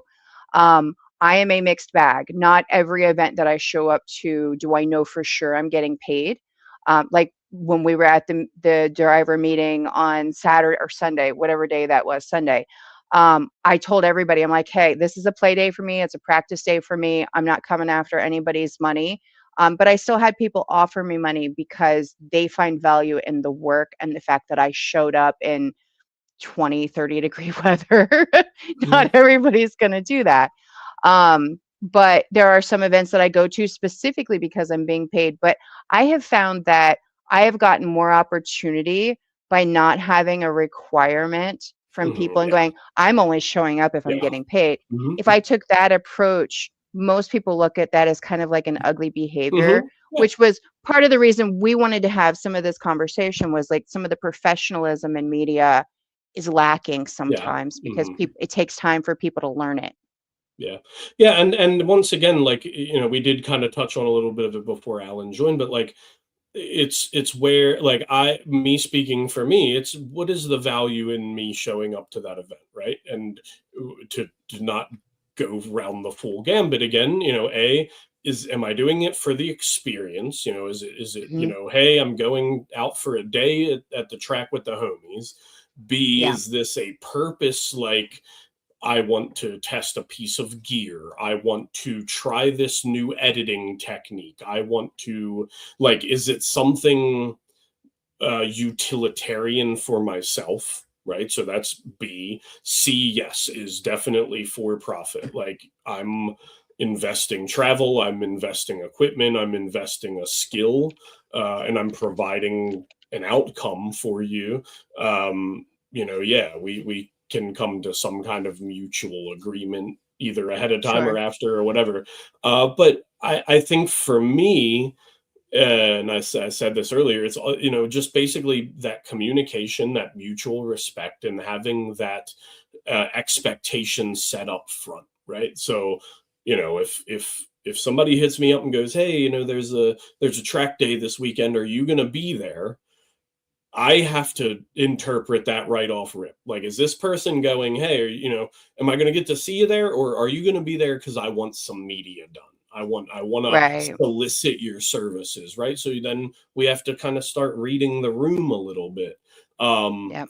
but yeah, I mean, it's 50-50. You know, I do it because I enjoy it and I want to be around drifting, and I like being able to make, I mean, to me, there's nothing cooler than being able to see, like, be there live, see the stuff happen, but then a couple days later, we get to relive it again when we share the photos and we Yeah. all start talking about it, and everybody's so hype at how they look driving, blah blah blah. So, Yeah. you know, sometimes, as cliche as it sounds, that can be payment enough, but within reason, right? Because that Yeah. we walk that fine line of, like we talked about earlier, being taken advantage of.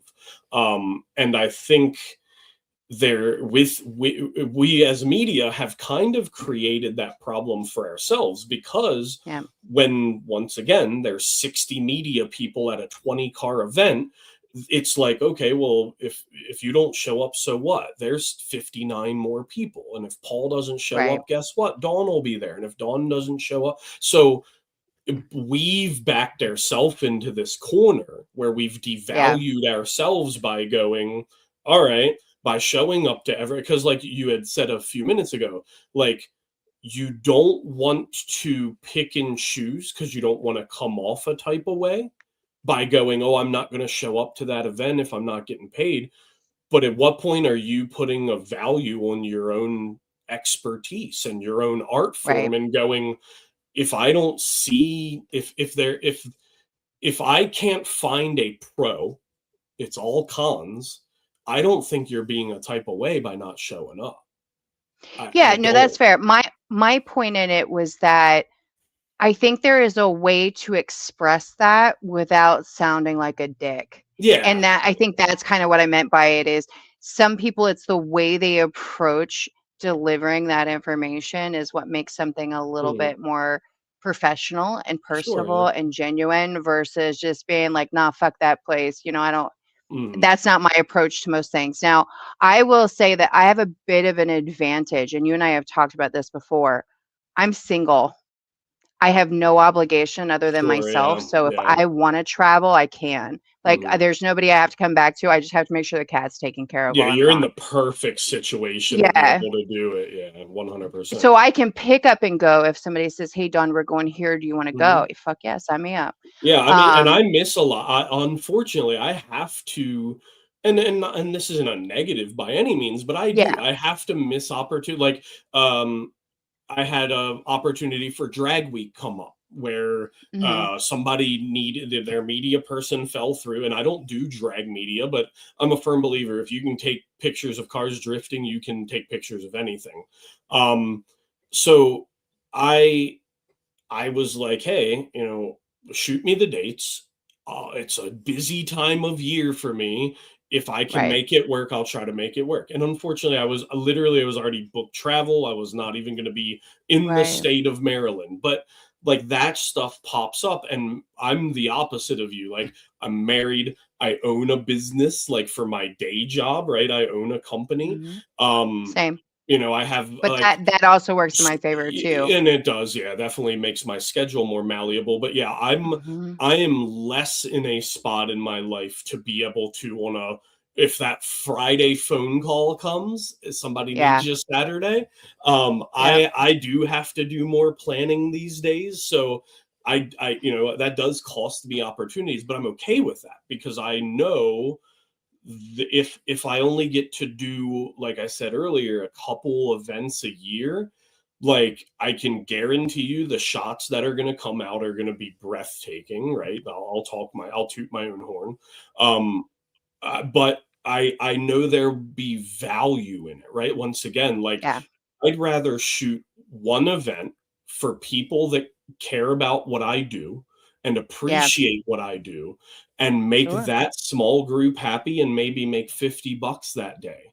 And I could put the camera down for the rest of the year, then show Yeah. up every weekend in a sea of yellow vests for people to repost my shit and not even give me credit for it. Like, so if that makes me sound pretentious, whatever, right? Then yeah, paint me Yeah. that color because I will go, nah, dude, if I don't see value in it, I'm not gonna show up. Yeah, but again, you're being upfront about Yeah. that, which is just as genuine and just as professional. And I run my own business as well too. The media stuff is only a portion of that.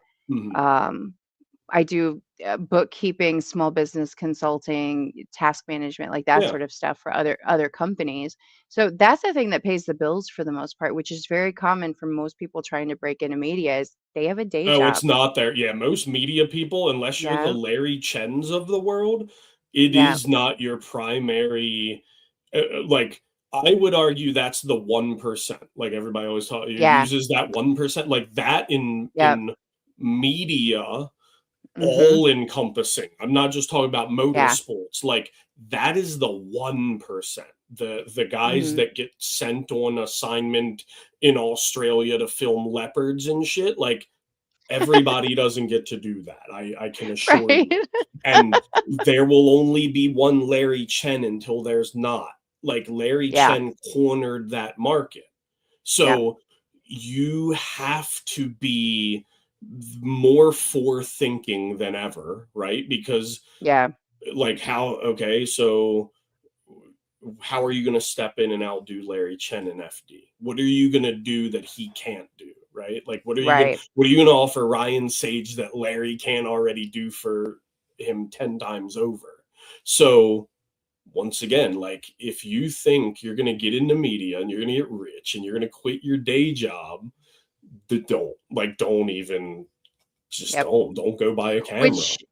Which which is really common. I can't tell you how often I like see new media people pop up and they've got stuff on their vehicle or they've got shirts that say who they are, like Or all these things, the but then watermark. I have a watermark, but I only but have the you've been grinding it though. Like you're out here. Like if you're yeah. watermarking your iPhone photos, the second event you shot, you're the person I'm talking to right now. I'm gonna do a couple comments real quick, and you're getting kisses or something in the chat I'm there sure on I am. There's a YouTube. bunch of weirdos I bring out of the woodwork. Booster said with him and his daughter is swimming season, and he'll try to do photos for her. They get out to colleges and some video, but the Yeah. winter's like the most busiest time of year. Alan said it's interesting as a host, driver, and business owner that has a media team. I'm always curious how you guys view things. Well, Alan, I think what you're doing is actually one of the more difficult parts because of how long it takes to be able to do events, Mhm. because a lot of people who start events don't continue with events because they realize the cost that's involved, and they can't always recoup the cost a lot of times because of the cost of the venue, and how those payouts happen depending on the venue, and then depending on how hyped did you get people to want to show up for it. So I think you're somewhat in that 1 to 5% as well too, because not everybody gets to be in that position, especially for any length of time. And you seem to be fairly well known. I've only recently stumbled across you, so I don't know a full background or history on you. So I can only speak to what I have seen so far in the other spaces. Because often when I talk to people about the different events and stuff, because for myself personally, I'm giving myself another year in this space, which is the reason I want to branch into other motorsports stuff. But I'm giving myself another year to decide how I want to function in it, because I've got 2 years under my belt going, okay, this is how I don't want to do this. And Mhm. then I Yeah. do something new, and then I try something new, which is the whole way business works. Sure. Yeah. If something didn't work, you just learned, okay, well, I didn't fail at that. I just learned a new way not to do it. Um, but what I am finding more of is that you have to be your own media outlet if you really want to be successful.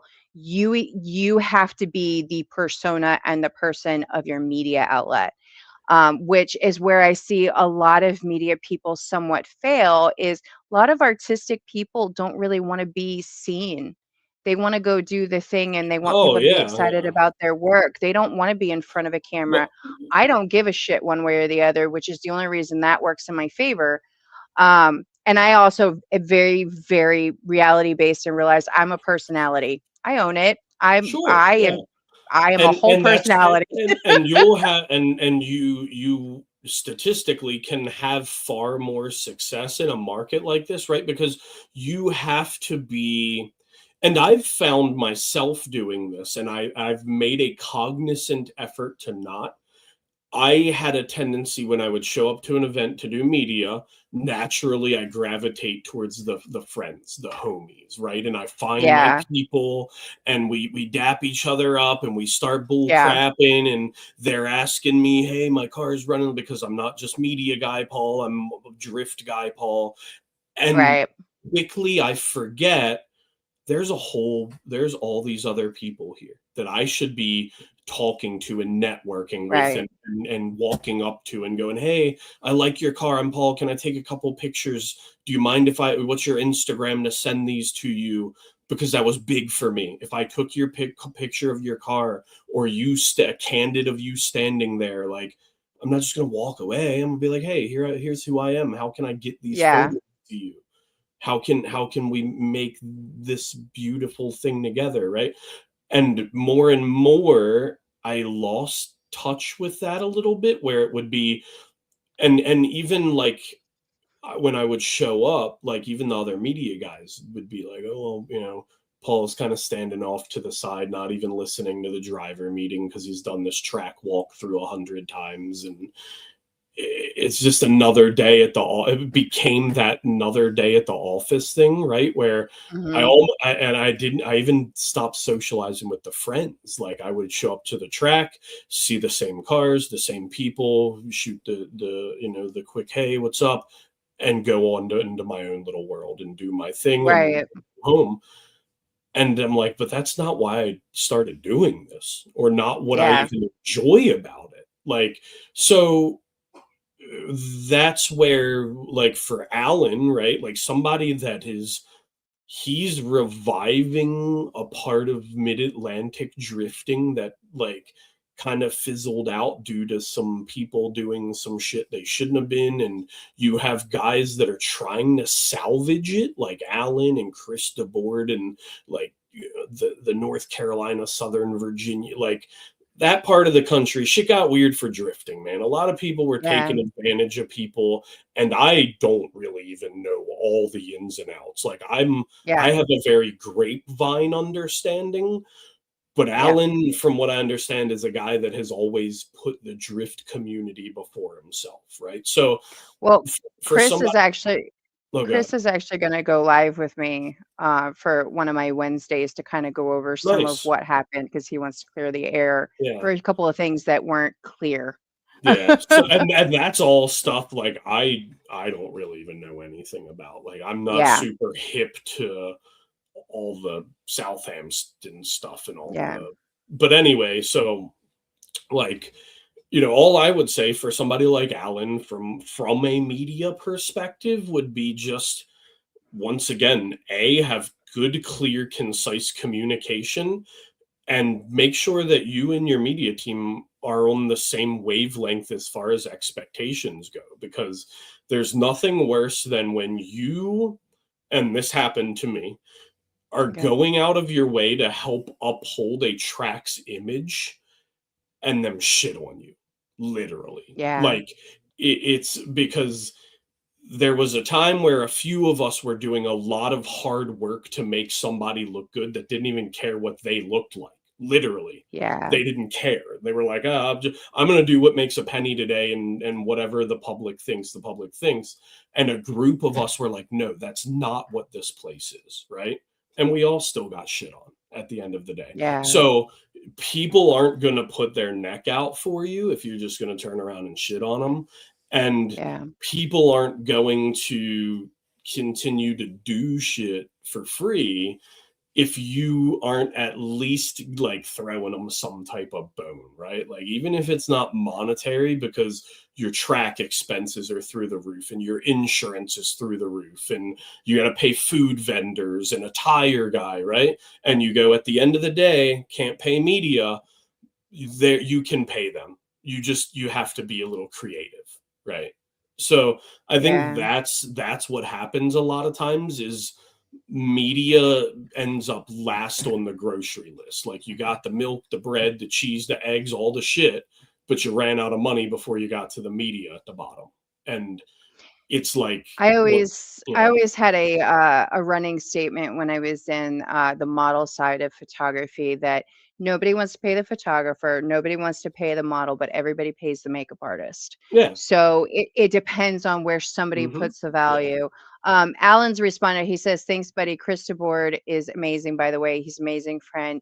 I love Chris. Chris is a whole vibe, and I love the whole. Debo's the man, I dude. love him. He makes my heart happy. And I love Yeah. the pink. I love that everything is pink for him. And he says, always, Hannah's actually my number, I think he meant to say number 2, AMA events and lead of media. So she's awesome. Can't wait for you guys to meet her. I look forward to it. Yeah. Cody said, is it common for new media to charge outrageous fees and then complain when no one buys them? You know what? There's It two is sides of the common, fence for that. unfortunately. There's two sides of the fence for that because yes, that's common, but then the other side of that spectrum, which is what makes it so annoying for somebody like myself and Paul, you also have that person that's only charging $5 for somebody to download a digital photo online. And everybody's like, "Oh, cool, I can pay $5." And then you have somebody who's maybe doing film, maybe they're charging $50 for a print, or they're Mhm. charging Yeah. $25 for a digital because they have a cost associated. Plus, there's expenses to get to the track. There's expenses while you're at the track. There's expenses for your gear, like food, even gas, all Yeah. those things. And it's really hard to price because if everybody's pricing in this huge scale, Oh yeah. there's no great way to pick a point until people find value in your work, which is why you have to keep showing up. Because when you keep showing up, people go, "Oh, okay, I see them." Mhm. Or one of the things that kind of happened in the background after DOD was there was a lot of complaints about the media not being very good from the event, unfortunately. And I have that's to a tough agree. one. I know it's I'm a gonna hurt tough some one because feelings, but there was a lot of glazing. There's a lot of people sharing people's photos and going, "Look how great these are," and not even from a motorsports perspective. Like take drifting and cars and the subject matter out. They lack like photography 101 anything. Like literal like knowing basic settings in your camera. And then you've got people just glazing, like literally going, "Look how fire these pictures are." And I'm like, those pictures should be set on fire. You this heard is it. why we keep you. You I heard you. heard it here live. Yeah, I was So not impressed. So I have favorite photographers, local, right? And those are the people that killed DOD. The people that I yeah. expected to do well. I saw some folks that should have stayed home. I get that. And I think so. Here's the tough part, kind of, Cody, going back to your question with media. One of the things I appreciate about Summit is they allow new media because they have to have the option and opportunity to learn, right? Yeah. And something like DOD had way more media coverage from a media perspective than most of their events. Most of their events don't have like over 100 media people included. And I think the hard part is that we have to give everybody an opportunity. And I guess technically we don't, but to me, I think we have to give everybody an opportunity because if I hadn't had an opportunity as somebody who had just got into doing, drift photography and then eventually segued into video, Yeah. Summit was one of those places that I got that. Shenandoah was Oh one of yeah. those places that I got that before I branched out to other tracks. And so it's tough because you don't want to dig at them because they're still learning, but at the No, same time, not at all. you had such a large event that the initial media out was not the media everybody Yeah. expected, which was why everybody was talking about it. Yeah. And I Um, think like for me, it's not even so much like if somebody like because you, I, and Larry Chen and every person who's ever picked up a camera started day one, right? somewhere. Like Yeah, exactly. if I were to look at my first images like today, I would probably be like, these are I horrible, do and that actually rather I could often. spend an hour pointing out everything that's wrong with them. Yeah. From today, Paul, right? But Yes. that person had no Thought that they were critical, great. no idea, right? Yeah. Um, so yeah, we have to have that opportunity where people can go, whether it be at a world renowned track like Summit or our local Yeah. skid pad. That opportunity has to be there and has to be available. I agree wholeheartedly because Yeah. you can't find out if you're good or bad at something until you try it, and you can't Exactly. try drift media until you go to a drift track and do it. The Well, difference for me is when that artificial inflating of egos happens, and that's fair. that's what go so I'm tying this into Cody's point, and I took the very scenic route, right? Was Yeah. people start out and they do media and they think that they can charge you an astronomical amount because their friends, family members, boyfriends, girlfriends, whatever, repost their photos and gaslight people into thinking they're great photos when they're not. And that person then turns around self empowered to charge you some price that they actually are not worth. That's how it happens. Literally, people take crappy photos, people tell them they're good instead of telling them, hey, you're a beginner, take your watermark out, learn your camera settings, get the right gear for your use point, right? And don't lie to them, don't glaze them, don't tell them they're doing something they're not. And Right. you won't have these media people thinking it's okay to show up unsolicited to a drift event and want $20 a picture that is out of focus, underexposed, and I could go on and on. Like, so that's why So you see more. I'm gonna yeah, well, I'm gonna go to the comments real quick, and then I have something to tack onto that too. Let's see, where was I? Cam said, and it was still pics of drift car, or stay still pics of drift cars, like not even like panning. Paul's pet And peeve Cody. number one. Well, so I have a hard time with I don't always want the super blurry pan, which is why I don't do it very often. I really like being able to see the car. Now, I will say Stookie, I don't know how, and I don't know if it's because he shoots so wide, but his car is like super, super clear, and then everything's like that panning blur. And I'm like, does he do it in edit, or does he know something that I don't? Is it because he's shooting so wide that he can get the car so centered and Yeah, captured it clear? it should be in the camera frame, not in post. If you're adding blur or motion or any of that in post, you're doing it wrong. Right. Well, no, Literally, that's it's just, fair. yeah, it's just setting up in the focal point of the lens, A, right? But B, you have to be able to match your pan to your shutter speed. So same thing with a lot of my photos. They're super crisp from football fields away, but you can tell the car is moving. The wheels are Right. spinning, there's Yeah. tire smoke, there's a sense of motion. For me, like I said, it is my number one pet peeve, especially when I know it's a drift event. And you can tell it's because the person can't properly use their camera. All of the cars are parked, the wheels aren't spinning, because they Right. have to increase the shutter speed so high to make up for their lack of skill behind the camera, so that the Right. cars are Because they're still stopped on learning. track, Yeah. right? They're still learning, Yeah. they're still crafting that art. So why Yeah. would we do them a disservice of going online and going, these are amazing fire photos? Sure. We're lying to those people, and we're overinflating their egos, and then they turn around and go, yeah, I take incredible photos, you should pay me top dollar. Well, so that's part of what's in the comments. And Cam said, not even drifting, LOL, Yeah, because they were yeah, just like still shots. yeah. And Alan says, I know who you're talking about, sir. He's like, damn dog. And I Cody didn't said mention there's any one. names. Cody said one particular media person, but all of their photos are so dark, but charged $50 for a still, and Mhm. this is their first season doing media. Yeah, I feel like that makes it harder for people like y'all. And that's kind of it what does. that's kind of what he's getting to is It that's devalues where the there's no real. Yeah, balance. yeah. Yeah, there's no balance in it, which makes it really hard to handle how you handle pricing and having to show up so that you can show that there is value in your work.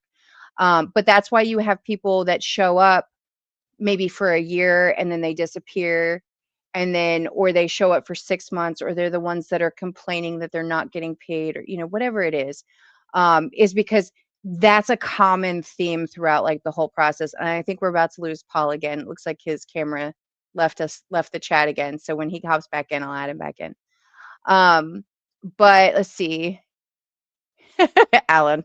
Yeah, we're that's that whole like transparent honesty thing, because this was a conversation that was literally happening in the background after the event. It was a common conversation, and it's tough because when you're the one that's constantly getting the feedback, you feel the need to like address it, but you also have to be careful how you address it, because either you then become the problem child, which I always tell everybody I know I'm the problem child because I'll have the uncomfortable conversation, but it's not always from a place of this is exactly how I feel about it. Sometimes it's just feedback from people just being like, hey, this is what's coming to me. You guys need to have this information. Mhm.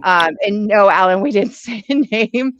No, we didn't name any names, but and once again, this is where it is tough, right? It's tough for a Yeah, track. Like, I can imagine if I was a track or an event organizer, you have to walk a fine line between going, how am I going to, like you mentioned, right? How am I going to literally take opportunity away from people, right. while at the same time I think there is a lack of vetting. There is a lack Yes. of, and I would argue, especially at somewhere like DOD, like I would think, and I'm not an organizer, so if I'm out of place, forgive me, but an event like that, you would think that they should have a highly qualified media person to go, all right, we are going to make applications, make people submit their media to us. Like I They had do. to do, like for me to go shoot FD Pro-Am, I had to send them a portfolio. They weren't going to just let me show up, right? So, like, so you said DOD did make people fill out an application and submit? So Because if you so, it always didn't had look like it. Like, you always have to fill out an application. okay, So with the way they work, they use Motorsport Reg. So and it's a really annoying process to go through Motorsport Reg with the way that it's set up on figuring out how to click through it. I've done it. It's Yeah, really clunky. it's could be So way simpler. either you get an annual, like I had an annual, so I kept my vest for the entire year. I turned it in at DOD, and then if I want to go back next year, I can ask for my annual Hmm. again. Or, but even when you ask for your annual, you have to tell them which events you want to Yeah, show up you to. do. You got to select 1 or Yeah. 3 or 5. Yeah. Mhm. Now, I will say there's a lot of conversation in the background about changes coming.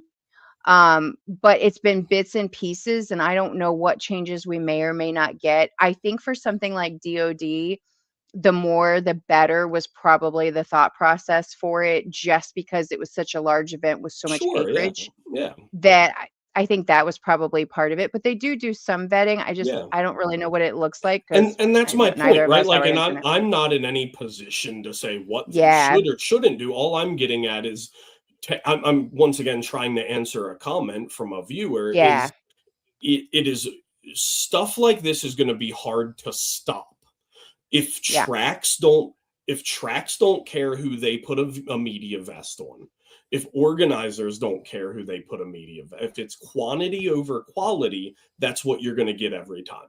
It is right. literally going to be, that's all you're going to get every Tom, Dick, or Harry with an iPhone, or a base level, entry level camera can show up. And once again, Yeah, there is a time and place for that, where we need that, right? Because sure. I wouldn't be here, Dawn wouldn't be here, and the next and the next and the next.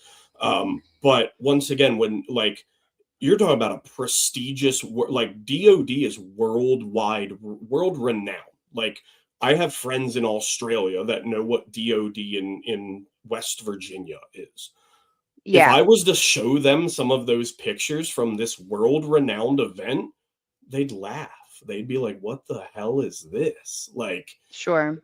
so once again, it's like, if that's what you want representing your event, right? Because that's the thing. Summit and Drift Nirvana turns around and shares those same horrible photos. That's the representation of your event. And if you're Right. okay with that, fantastic. Yep. Um, and then you'll keep getting 150 media applications, and 75% of those people may not even be qualified to be there. Right. But Well, and Cody says sometimes at Summit, it feels like it's about who you know instead of quality of work. I think, unfortunately, Summit has gotten they have gotten a stigma of, what's, not elitist, but kind of looking down the end of their nose at other people, which has kind of created this rub in the community for the grassroots people.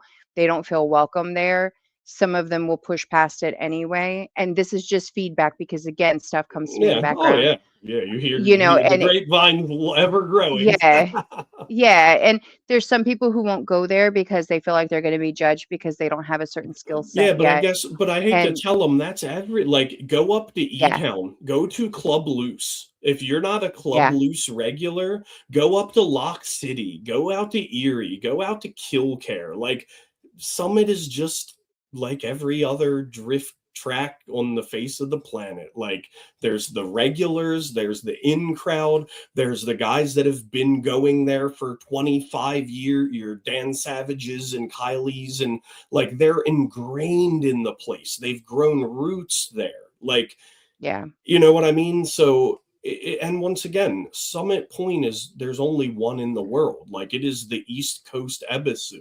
Like, they could fuck up a whole lot of stuff and still be way more successful than a lot of us will ever be. So, my comments are very much with a grain of salt, right? But once again, I'm very, even in my own media work, right? Like, I take pride in what I do, and I don't see anything wrong with that, right? Being uh, happy with the product you're putting out.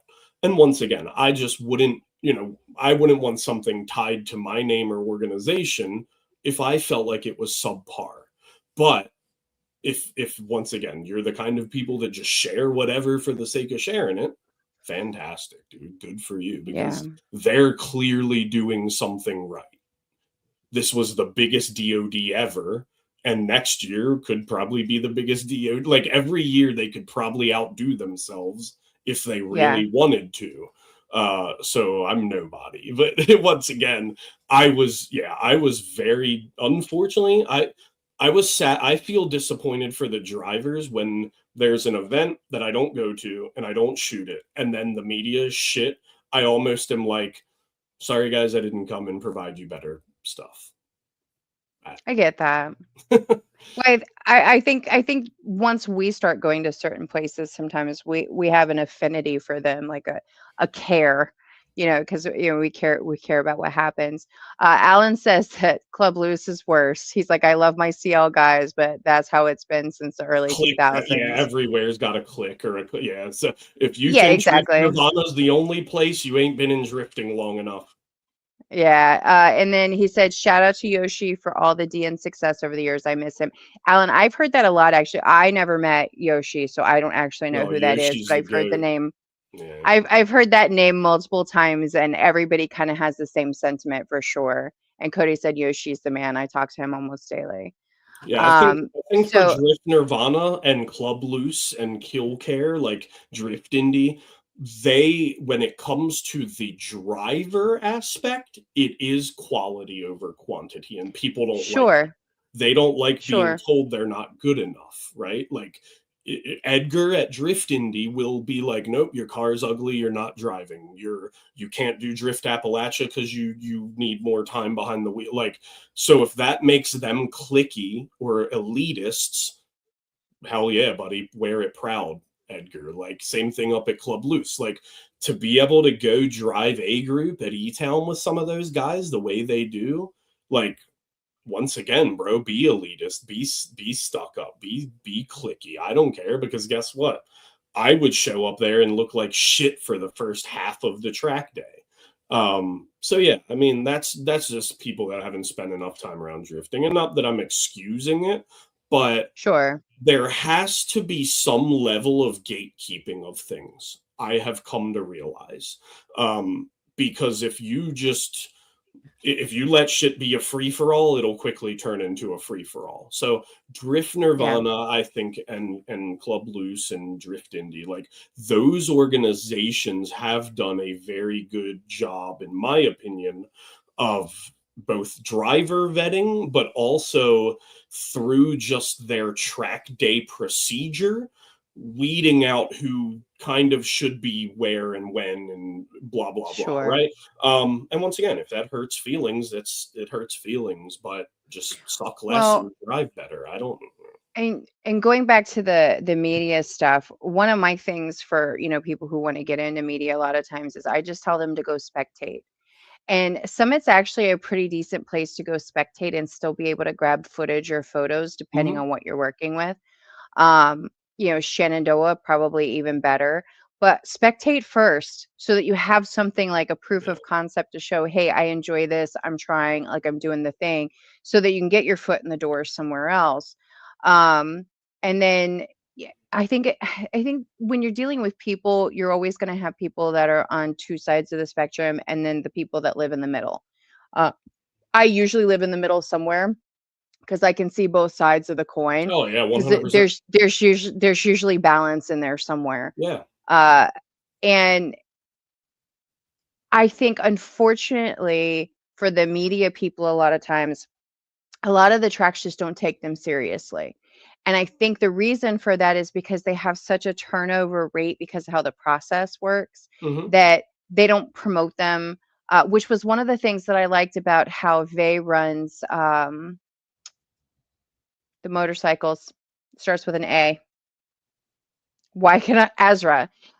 With the way he runs Azra, I mean, he introduces the media people. He has a small amount of media people for the day, and he makes sure that the writers know who they are and where to find them. We don't get that in a lot of spaces. If ever, right? Like you're just Yeah, another, and like I said, it's becoming worse and worse. The less vetting that's done by the tracks and organizers, and the less or the more it's just like hey, as long as you're a body with a phone or a camera, you can be official track media. It does, it's going to keep devaluing actual usable media people, right? Like, because sure. more and more people are going to go, it's not worth me showing up. Um, but yeah, you're not wrong in that. Once again, there is the flip side to the coin, right? It's that fine line of you got to provide opportunity to the next guy, to the next guy, to the next guy, but also, once again, where do you go? Here's quality versus quantity versus whatever. And even if those are, and some of that might not even, like, I think you and I have this assumption that media is even on any of these people's radar. Like, Yeah, there's a very good possibility it is so low on the priority list, it's even a bother to them. Like, it's a, yeah. like, I, it, for example, like, I shot for one racetrack and I got the media email ahead of time of all of the, like, from the work from Paul's end. And I'm like, y'all want, basically, like, I'm doing everything. Like, I'm, from, y'all want me to pay to get in, which I'm not going to do, to blah blah blah blah blah blah blah, plus I'm required to send you so many photos with, they have to have Mhm. these people's banners in the back. Like, it got real specific type shit. And Mhm. I was like, all right, let's take a step back here. For one, Yeah. y'all aren't going to compensate me for any of this shit. You're going to use this media for the next year to promote your racetrack.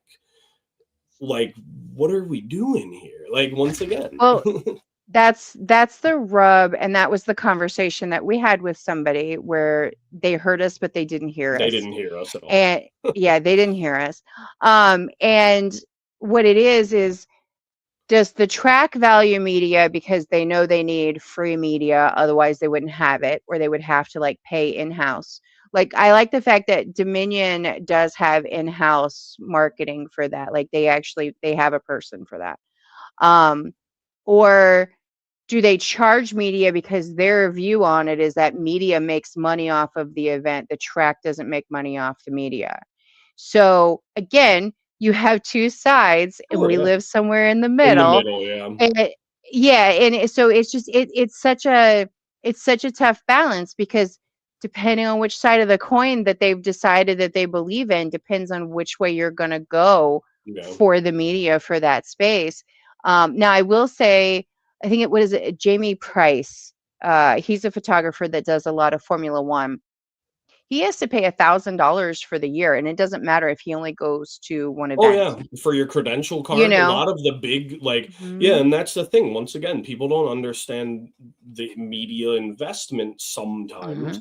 Mhm. You have to pay credential cards. You have, like, that stuff is part, you just chalk it up to the cost of doing business, right? Yep. Because if you want to be there and you want to be on the property and you want to have access to the paddock and all of that stuff, they're going to go, okay, well, we want to make sure you're serious about it, right? Yeah. So here's that monetary investment on your behalf. Now, that's a little different than you and I, right? Where those Yeah. people actually do have the potential to monetize in a big way. Where Well, the track owner in that looked his at me and case, you and was like, "Oh, but y'all make money, buddy. I'm here making." If I told you how much I was actually here making today, you would probably laugh at me and tell me to go home. So yeah, no, that don't fly. well, like in his case, he works for a media company that is contracted to be there by a brand. So, and it's kind of the same thing again, like I saw in the model space is either you've decided you're working for brands and that's how you're making money. Hmm. And that's what a lot of people will chase is that sponsorship, that branding, or you're a hobbyist. Yeah. Yeah. Again, you have the two sides of the coin. So you have to decide at what point in time are you a hobbyist? Like, is it just a hobby? Is it the thing you do with the homies? Whatever it is. And that's okay. There's nothing wrong with it. And if you make cash occasionally, great. And there's actually one photographer. I never remember his name. I just remember the cowboy hat. And I know you're going to know who I'm talking about. He wears like a cowboy hat or a straw hat like every time he's at a drift event. And I think, yeah, I I can't think think I of know his you. name at the moment. As soon as you said He the straw hat guy, I know who you're talking about. Yeah. well, he did something on Circle of Drift talking to Dawson. Dawson, I yeah. can't. It starts with Dawson. Okay, talking to him about the fact that the only reason he got into media was he was at the track with his friends, and eventually people wanted to pay him because he was just doing something for fun with his friends. Yeah. And that's that whole right place, right time kind of Hmm. situation is he just showed up and eventually it worked in his favor. It may not have ever, and it may Hmm. not for other people. Yeah. But like for somebody in Formula One, where this is a big industry and these Oh, brands are yeah. doing big things, it's very different. So you were talking about something that like some of the events feel more like work. That was how I felt when I went to Grid Life. Not because Grid Life made me feel like it was work, but it's how the event is structured. Yeah. Because the drifting portion, they only get 3 or 4 runs that are like 30 to 40 minutes at a time. That's it. You have to make sure you're in place or you've decided what you're doing for that particular run, and you have to be in place and ready to go. And you might have to walk a mile. You better hope you have a scooter or a golf cart Hmm. or you Yeah. have enough time to walk, depending on what you're Hmm. doing. And those are a little bit more exhausting, even though you would think you'd be working the whole day, but having that downtime and not knowing what to do with yourself because you're there specifically for drift day and you're like, all right, what do I do Hmm. for 2 hours until the next time we get to do this again? So every space is different. And when you're dealing with pro drivers as well, too, like Final Bout's a good example where there was a comp and each team had, I grabbed each team, like every team, every run, and I put a compilation together. Mind you, I had a 30-second, anywhere between a 30-second and 60-second video. But if I hadn't kept it to the teams specifically, nobody would have accepted my invite to collab. And I was talking about this in the last live. I forget that I have that experience.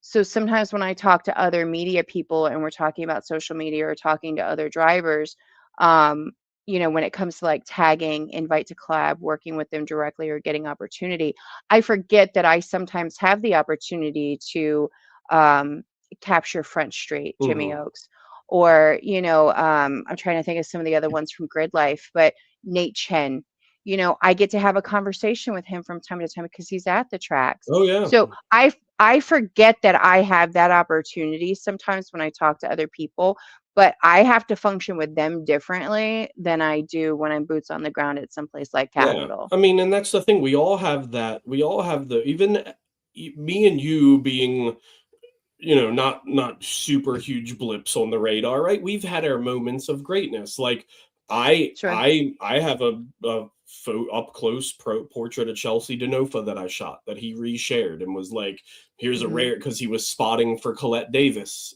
at Pro Am, right? And I Right. happened to get him.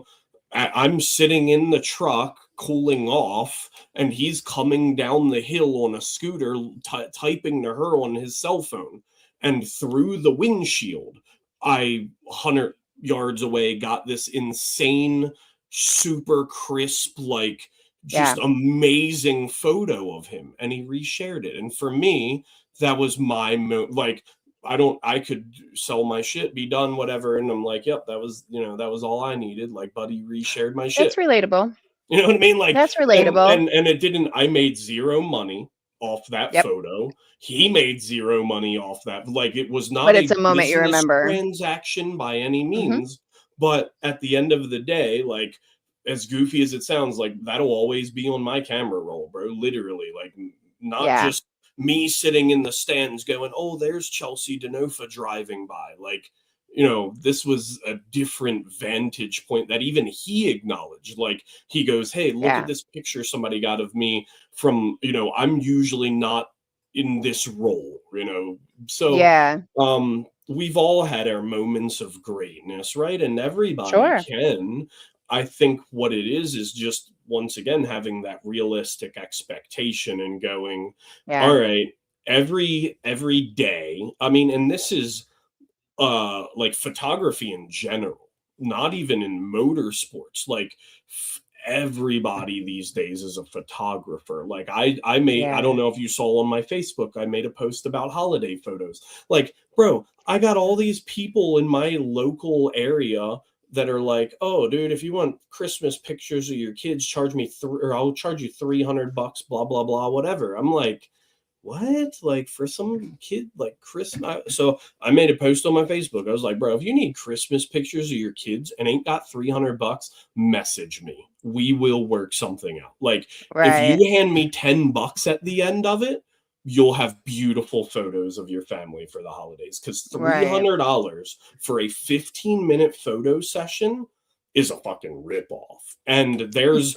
50 people willing to do it to you. Like, so that's the Yeah. problem. Like, everybody's got a camera and everybody's a photographer, and iPhones have enabled people.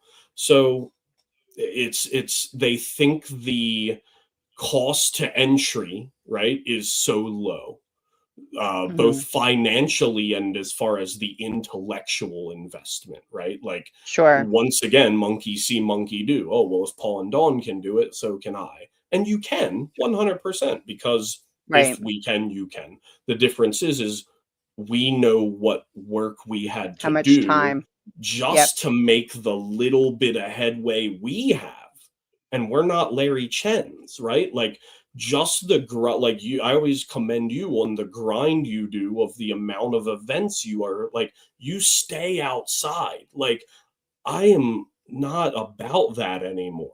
Like, I have zero desire to, like, I swear, you're like, you look at the calendar and you're like, how many drift events can I do in 365 days? And I'm like, Sort of. bro, if I hit 3 this year, I'll feel like I accomplished something. Right. No, I get that. And actually, your Chelsea Denofa story is very relatable because I had a Larry Chen moment actually. When I was at Hyperfest, I shot Arios, and I had never seen Arios before, Arios Suzuki with the McLaren. But I just happened to like be capturing video, and it's so funny where I landed because I didn't sign up for media for that event because I wasn't sure if I would get it. And I was so late to the game that I was like, I'll just spectate. We'll see what I get. I'm going with a driver. I'll focus on my driver, and which is exactly what I did. But I was wandering the fence line, and I hear Dawn, and I'm like, where are my people? My people are here somewhere. And the drivers that I had from one of my grassroots spot were set up camping. They were just there spectating and having a good time. They weren't driving. And here's Dawn's short self can't reach over the fence. So I'm standing on their cooler now. I didn't have a ladder, but I'm standing on their cooler now, like taking video as it's going by. And I got a really cool shot where his tire cords showed through. So I got sparks as he was going Oh, through. okay. And then I also have Larry Chin following him as this is happening. And, Larry reposted it to his story, and Arios shared it, accepted the invite to collab. And I think those moments sometimes Arios even inboxed me and said thank you. And I had another moment with him later. He is such a personality. Like, I want to hug him every time I see him. Even when Yeah. I see him online, I want to hug him. But there was this moment where I was on the golf cart because I had to go get my wristband so I could hop in with my driver. And I'm driving and I see the tow truck and then I see Arios attached to it. He's in the driver's seat, shit-eating grin on his face. He is the happiest, like Yeah. the perfection of joy. If I had had my camera in my hand, I would have shot something in that moment because the joy just exuding from this person, even though his car wasn't Yeah. running, whatever had happened, he was just happy. He was happy to be there. That level of joy really stuck with me. And those are the moments sometimes that, like, when you're having a moment where you're like, why am I doing this? Why am I showing up for this? Yeah. Those are the moments that are like Yeah, really, really that's when it important. offsets, like, I think Cody or somebody asked earlier, like the goals when we show up to an event, right? Like Yeah. that to me is like that is a perfectly acceptable trade-off to go, maybe this weekend cost me a little money, or maybe I didn't make as much as Yeah. I wanted to financially, but Hmm. I'm leaving here rich in other ways, right? Like that's Exactly. and that's where, like, somebody that actually cares about this is different than the next yellow vest and the next yellow vest, right? Like, Yeah. once again, like similar scenario, like, I took a pretty popular photo for Chris Rudnick of him and Orion drifting when he got his Z and their 240 and all running Hmm. MIR like 2 or 3 years ago. And he actually, like, he took my photo and he wrote me and he was like, hey, we're doing like a big promo drop, blah blah blah, for our channel. We got a bunch of new merch and stuff, whatever, and we want to make this photo into a poster, like, to sell. And Hmm. he like flat out was like, let me know what you want. Like, Right. I don't know how many of these I'm going to sell. They're $30 my image, $30 a poster, right? And I was upfront with him. I was like, buddy, look, you happen to be driving at an event I was shooting at. I can't in good faith look at you and go, oh, you owe me thousands of dollars, whatever, blah blah blah. I Yeah. said, just shout me out, give me credit, right? So Yeah. their very next YouTube video, he goes, oh man, look at, he's literally got the prints in his hand, and he goes, Yeah. we've got these blah blah blah, and he puts my tag up on the screen and everything, and I'm like, if he makes 50 grand off of those, I don't give a shit. Right. I don't, literally. Yeah. And he probably made a bunch of money on them, because I had a talk with him not long after, and he said they did a few runs of those posters at $30 a piece. You do the Yeah. math, right? Like, it Yeah. adds up really quick. So once again, Sure. but I didn't feel like it was some grand slam, like, I own an automotive business, right? And we have this phrase, like, you don't always have to hit a home run. Like, Right. every transaction doesn't need to be this home run, right? And that's how I Right. felt in that moment with Chris. Like, this is a guy that's pretty well known, has a huge YouTube following, has, like, made a name for himself in the drift arena, right? And Hmm. some other people would have taken that as an opportunity to capitalize and go, yeah, man, I want $5,000. Some, like Cody said, some outrageous price that I just pulled Yeah. out of the atmosphere with Well, no, because that's you part of commercial sure, yeah, is you know what I mean? licensing. Sure. Um, just, hey, man, yeah, I want this crazy astronomical amount of money, for him to go and tell me to go pound sand, right? So I'd like to think I went about it the right way, and it's Sure. up there with me in that Denofa moment, or like your Larry Chen Yeah. moment, right? Like, this dude thought enough of my work to go, I'm, even if he monetized it for himself, Hmm. he stood on business for me, right? Like, Right.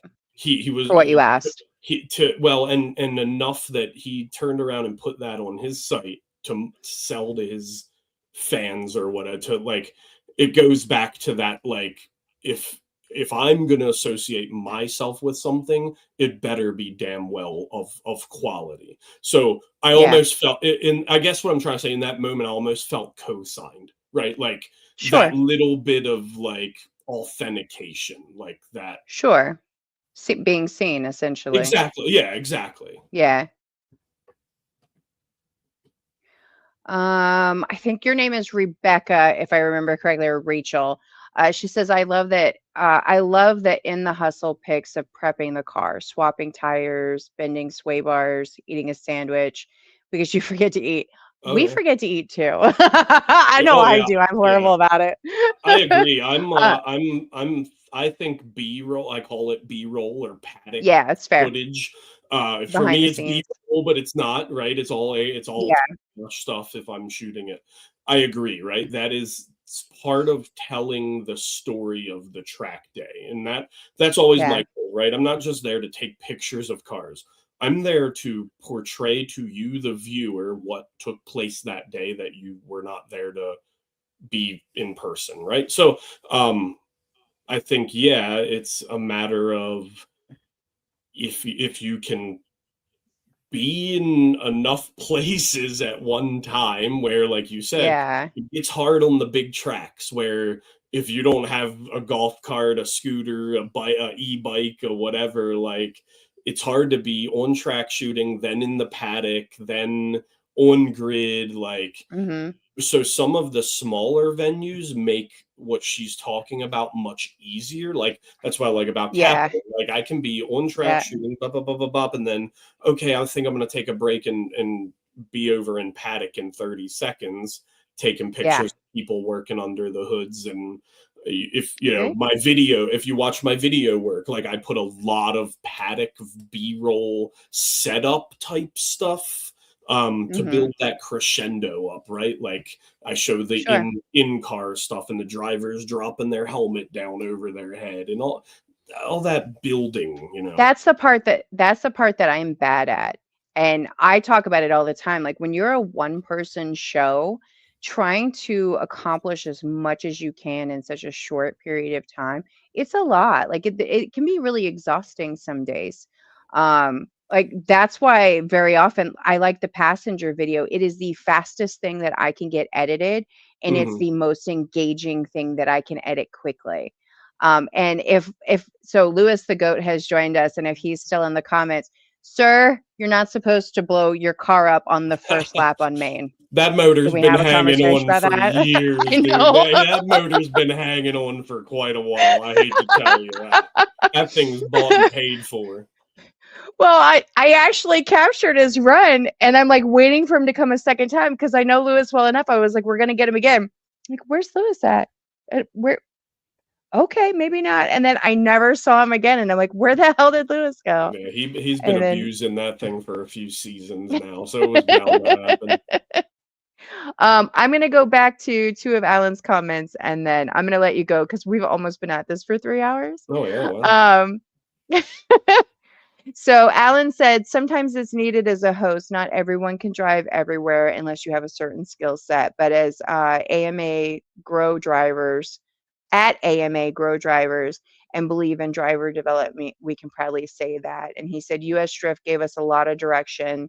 Shout out to Brian at US Drift. I'm assuming Brian Egert, um, for giving the, I think for giving us what we have today, or the US, giving the US what we have today. Oh yeah, yeah. I Uh, mean, we once again we're blessed to be in a hotbed of drifting. Like like I said yeah, at the beginning, um, people really need to get if they claim to be fans of drifting, they need to do a deep dive on drifting in the Mid Atlantic and how it really burst onto the scene in the mid 2000s because we've got yeah, some guys that we're all Facebook friends with. Like there's some legends out here, like guys that I'm yeah, friends with on Facebook that now we see them out there just ripping fun laps in their hot rods and stuff, but in the day they had that dog in them. Like so yeah, yeah, once again Alan's one of them guys that he's been plugging away for a while at trying to keep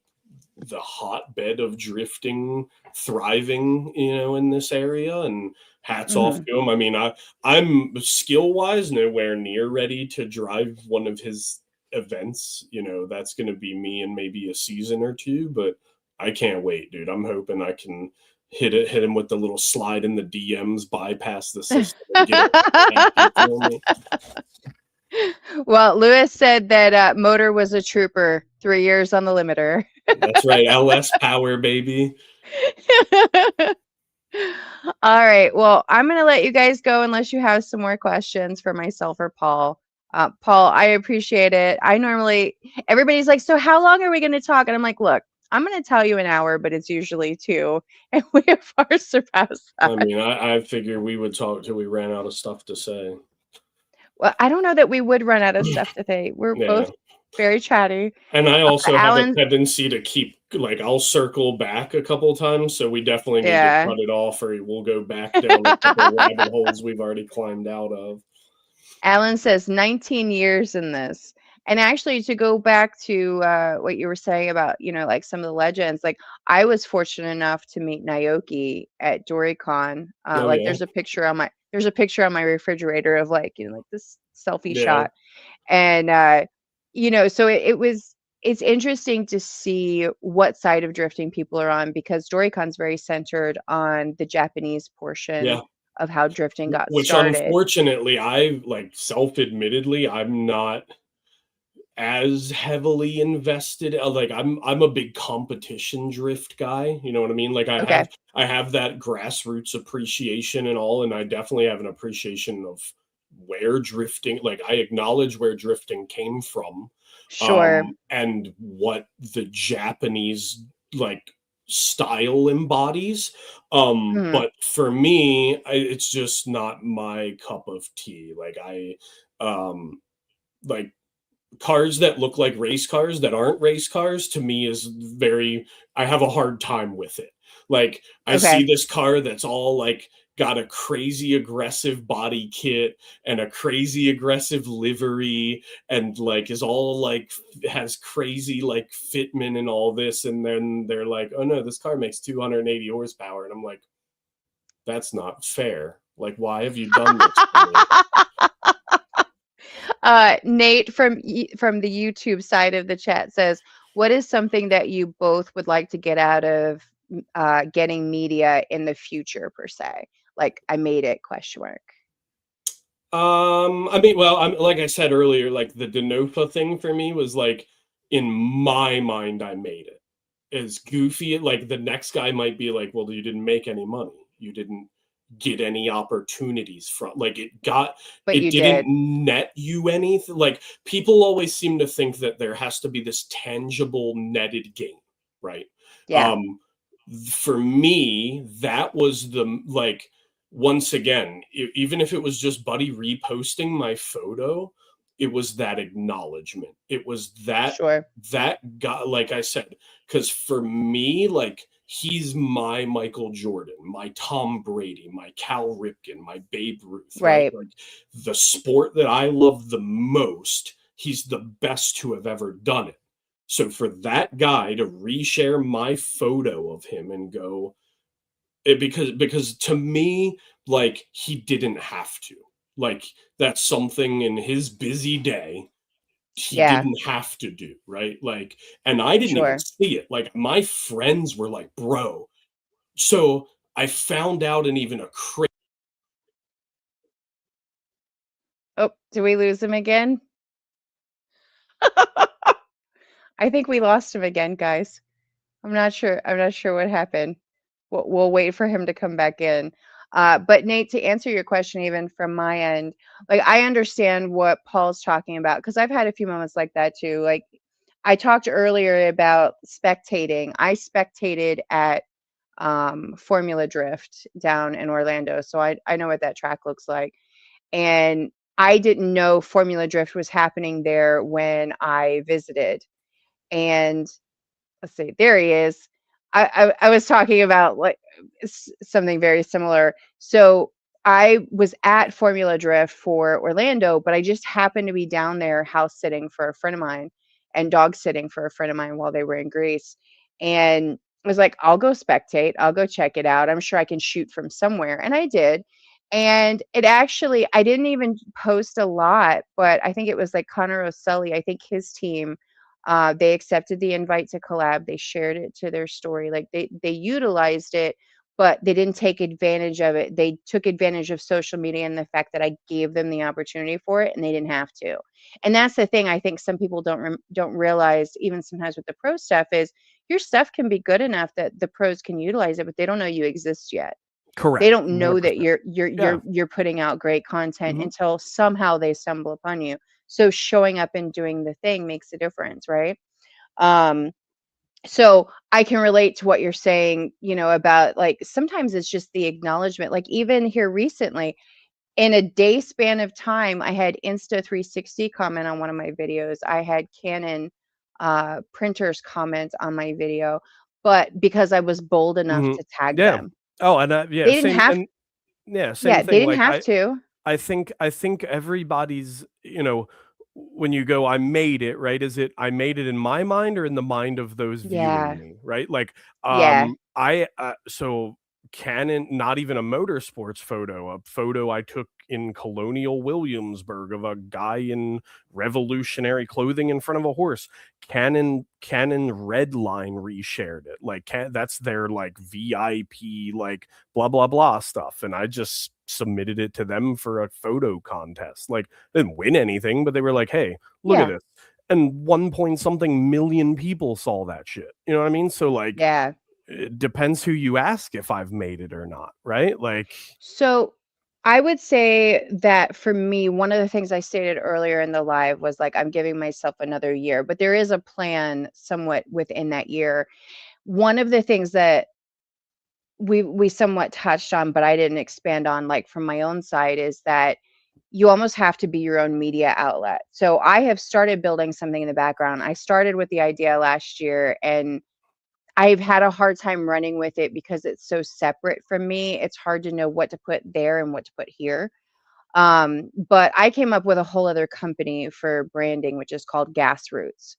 And that's meant to be things for, I don't have to monetize at the track if I can figure out a branding situation that will monetize my expenses to be there so that I can showcase my grassroots guys that I love so much mhm. because they make my heart happy. The grassroots guys, I love the pro drivers too because I can see the value in their talent.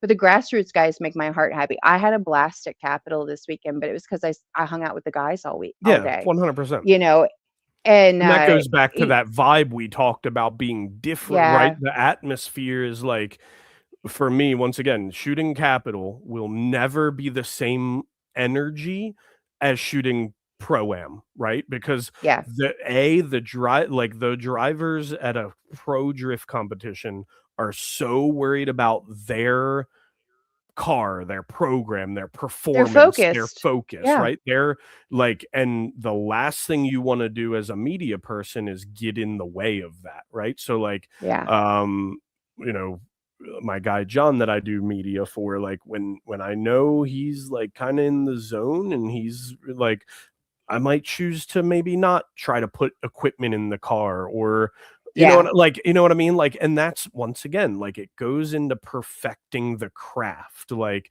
if you're gonna shoot pro drifting, you need to understand that you are secondary to what those guys are there to do. Like, yes, you need to get them usable media so their sponsors can pay their, blah blah blah. But at the end of the day, they're there to win and run a successful race program.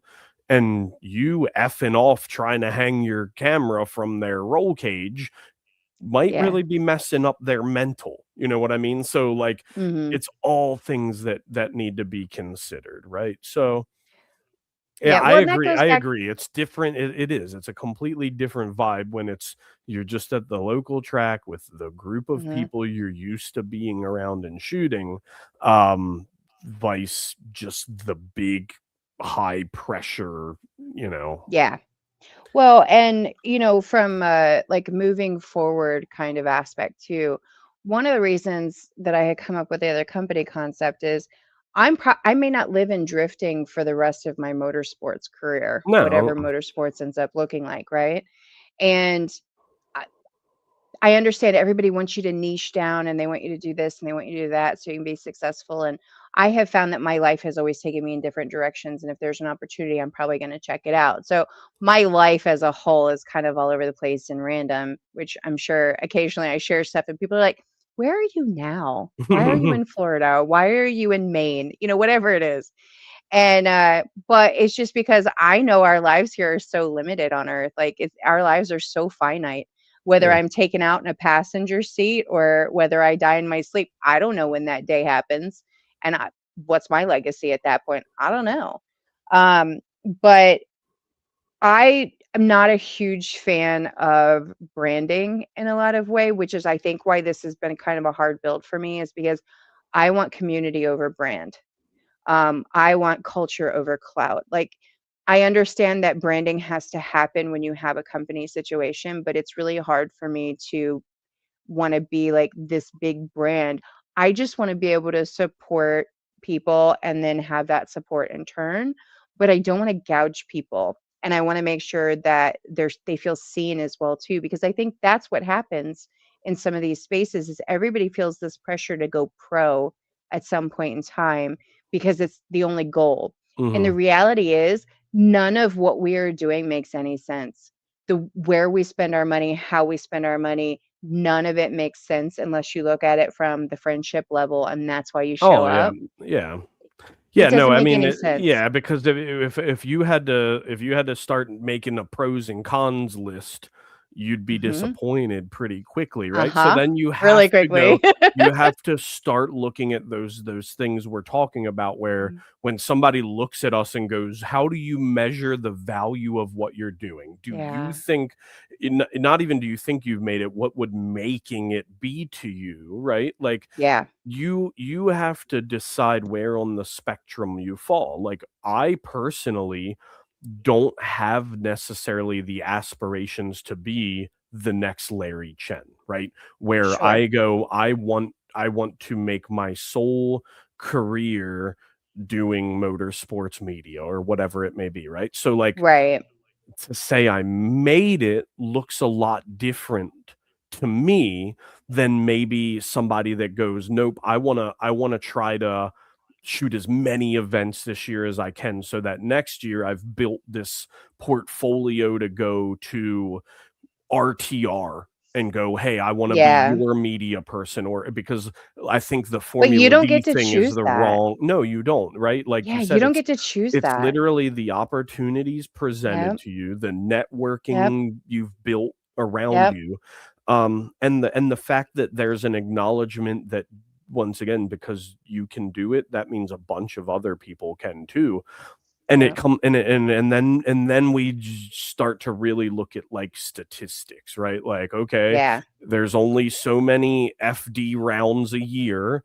They only Yep. offer so many media passes. There's this And many most of the media doesn't get paid. you know what I mean? So like when you start to think about ultimate goals and making it in Yeah. media, well, I would argue making it like if you, Dawn, looked at me and were like, I shoot Formula Drift rounds. Mhm. In my opinion, you've not really accomplished anything, right? Sure. I hate to sound that way, but like, Sure. okay, you have convinced them to come let you take pictures of their event for no gain. Yeah. So what have you actually You have to hope accomplished? you have to hope other opportunity comes from it So is the exactly right. reality Like of that. Yeah. all you've done is climbed the next rung on the ladder, right? So Yeah. like if you were to say to me like, okay, well, for me, like I know I made it when I'm credentialed to shoot FD. Okay, cool. That's your made it. Yeah. that was your bar. Like that was Yeah. your. So once again, I think it's very individualized to answer, Yeah. but I I don't think know, it's man. always that I think it's always that way in an art space though too. I think anything that has to do with creativity or like even the drifting again, there's really no point in the fact that any of us do any portion of what we're doing. We've just decided that that's where Drifting we're makes spending no our sense time. at all. Yeah, Exactly. 100. Like, and this Exactly. is I'm one of drifting's biggest fans, and I'll tell you, like, it Yeah, is like absolutely. you'd be better off taking whatever money you have, walking out Right. front and throwing it into the air. 100%. Because as So, much fun as you're gonna have drifting, you're gonna be yeah. equally as pissed off and upset. Yeah. Alan has a good statement. He says, "What is a pro, though?" And that's exactly kind of the point of the statement of like what we're doing really doesn't make any sense because the pro drivers, everybody seems to have this beautiful idea of what it looks like to be a pro driver. The pro drivers are funding themselves. They're lucky if they have a brand that's supporting them, especially when they're at the pro spec level. They probably, oh, I think we lost Paul again. He's gone still.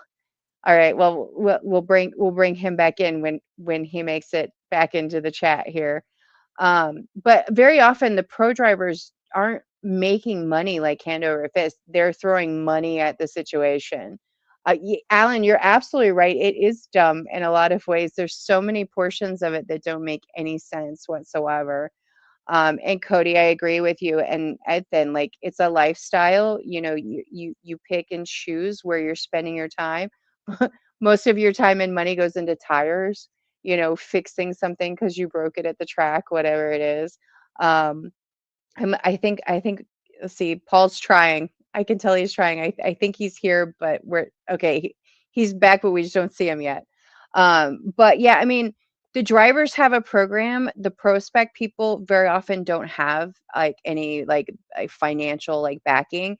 And I think a lot of times when some drivers decide that they think they want to go pro is they have a dramatized idea of what that looks like because of whatever social media has fed them. But it takes time. And I think it's Colette has some sort of a conversation that she did talking about like the marketing and stuff that she deals with. And it took her time to build the brand trust, if you will, like trust in the fact that they were going to do something and provide something every year because this was something that they were going to do. Ethan says, I'm broke right now and taking donations for next year. are we going to see a GoFundMe, Ethan? Are you going to have a Sarah McLaughlin song playing in the background in the arms of the angel? Can't wait, you guys. All right. Well, I guess Paul's having a hard time. We'll give him an opportunity. Oh, we might be almost there. Something's happening. Nope, he's gone again. I may go ahead and call it for tonight, guys, and we'll let Paul end his evening here, and I'll shoot him a message separately because it looks like his camera and whatever's happening is not working in his favor. I appreciate all of you who have like kind of hung in there. Alan says, here's an interesting take. Would you consider someone not an FD, DMCC, D1, or professional? Well, so that's I understood what your point was when you asked the question. So yes. The average person, probably not. Because we have some amazing drivers that nobody ever sees. And that's why I like the grassroots so much is I get to experience people that can full send their cars, but they're never going to do anything more than, hang out at the track with their friends. And there's absolutely positively nothing wrong with that. But those are the people that I like to showcase. And one of my go-tos for that when I talk about that is River and Justin. And anybody who's in our small group of people know who River and Justin are. And they catch shit all the time because their cars are beat up. They basically have party cars, and might be one color but torn up panels, missing parts, whatever. And I'm okay with all of that for the simple fact that they drive so well together and they understand how not to crash into each other or how to try to avoid things. Oh, we might have him back. Oh, no, he's gone again. um that that's the person that I want to showcase. And I catch flack from the people who want the cars to all be one color. All the body parts don't look like they're going to fly off the vehicle, or, they're going for doors. And I get it. But again, there's two sides to that coin. So there's a place between both of those points where those people can live. And they have so much fun that I can appreciate their joy, when they're at the track. Alan, I would absolutely love to have you on for a live, and I'm getting ready to sit down and kind of set up my schedule for January. I haven't decided if I'm doing any more for December. Paul just kind of happened to be available, and I'm like, hey, you want to do this Wednesday? And he was like, sure, let's do it. So I'll inbox you later separately, but yeah, I'm here for it because I don't know everything. I mean, I do media. I don't drive. My background is illegal street racing. I own it. I got into drifting. I found drifting because I found takeovers first. And that's a whole other conversation for a different day. And I already know Edson's going to comment on that one. Because that's a whole other animal that you can't control. But he keeps trying to log on and he's not having any luck. So I'm going to let you guys go for the night. Alan, I'll inbox you separately. Thank you to everyone who hopped on between YouTube and Instagram and kind of stuck with us for 3 hours, because that's not easy, and we appreciate you. So I will talk to you guys on the next one.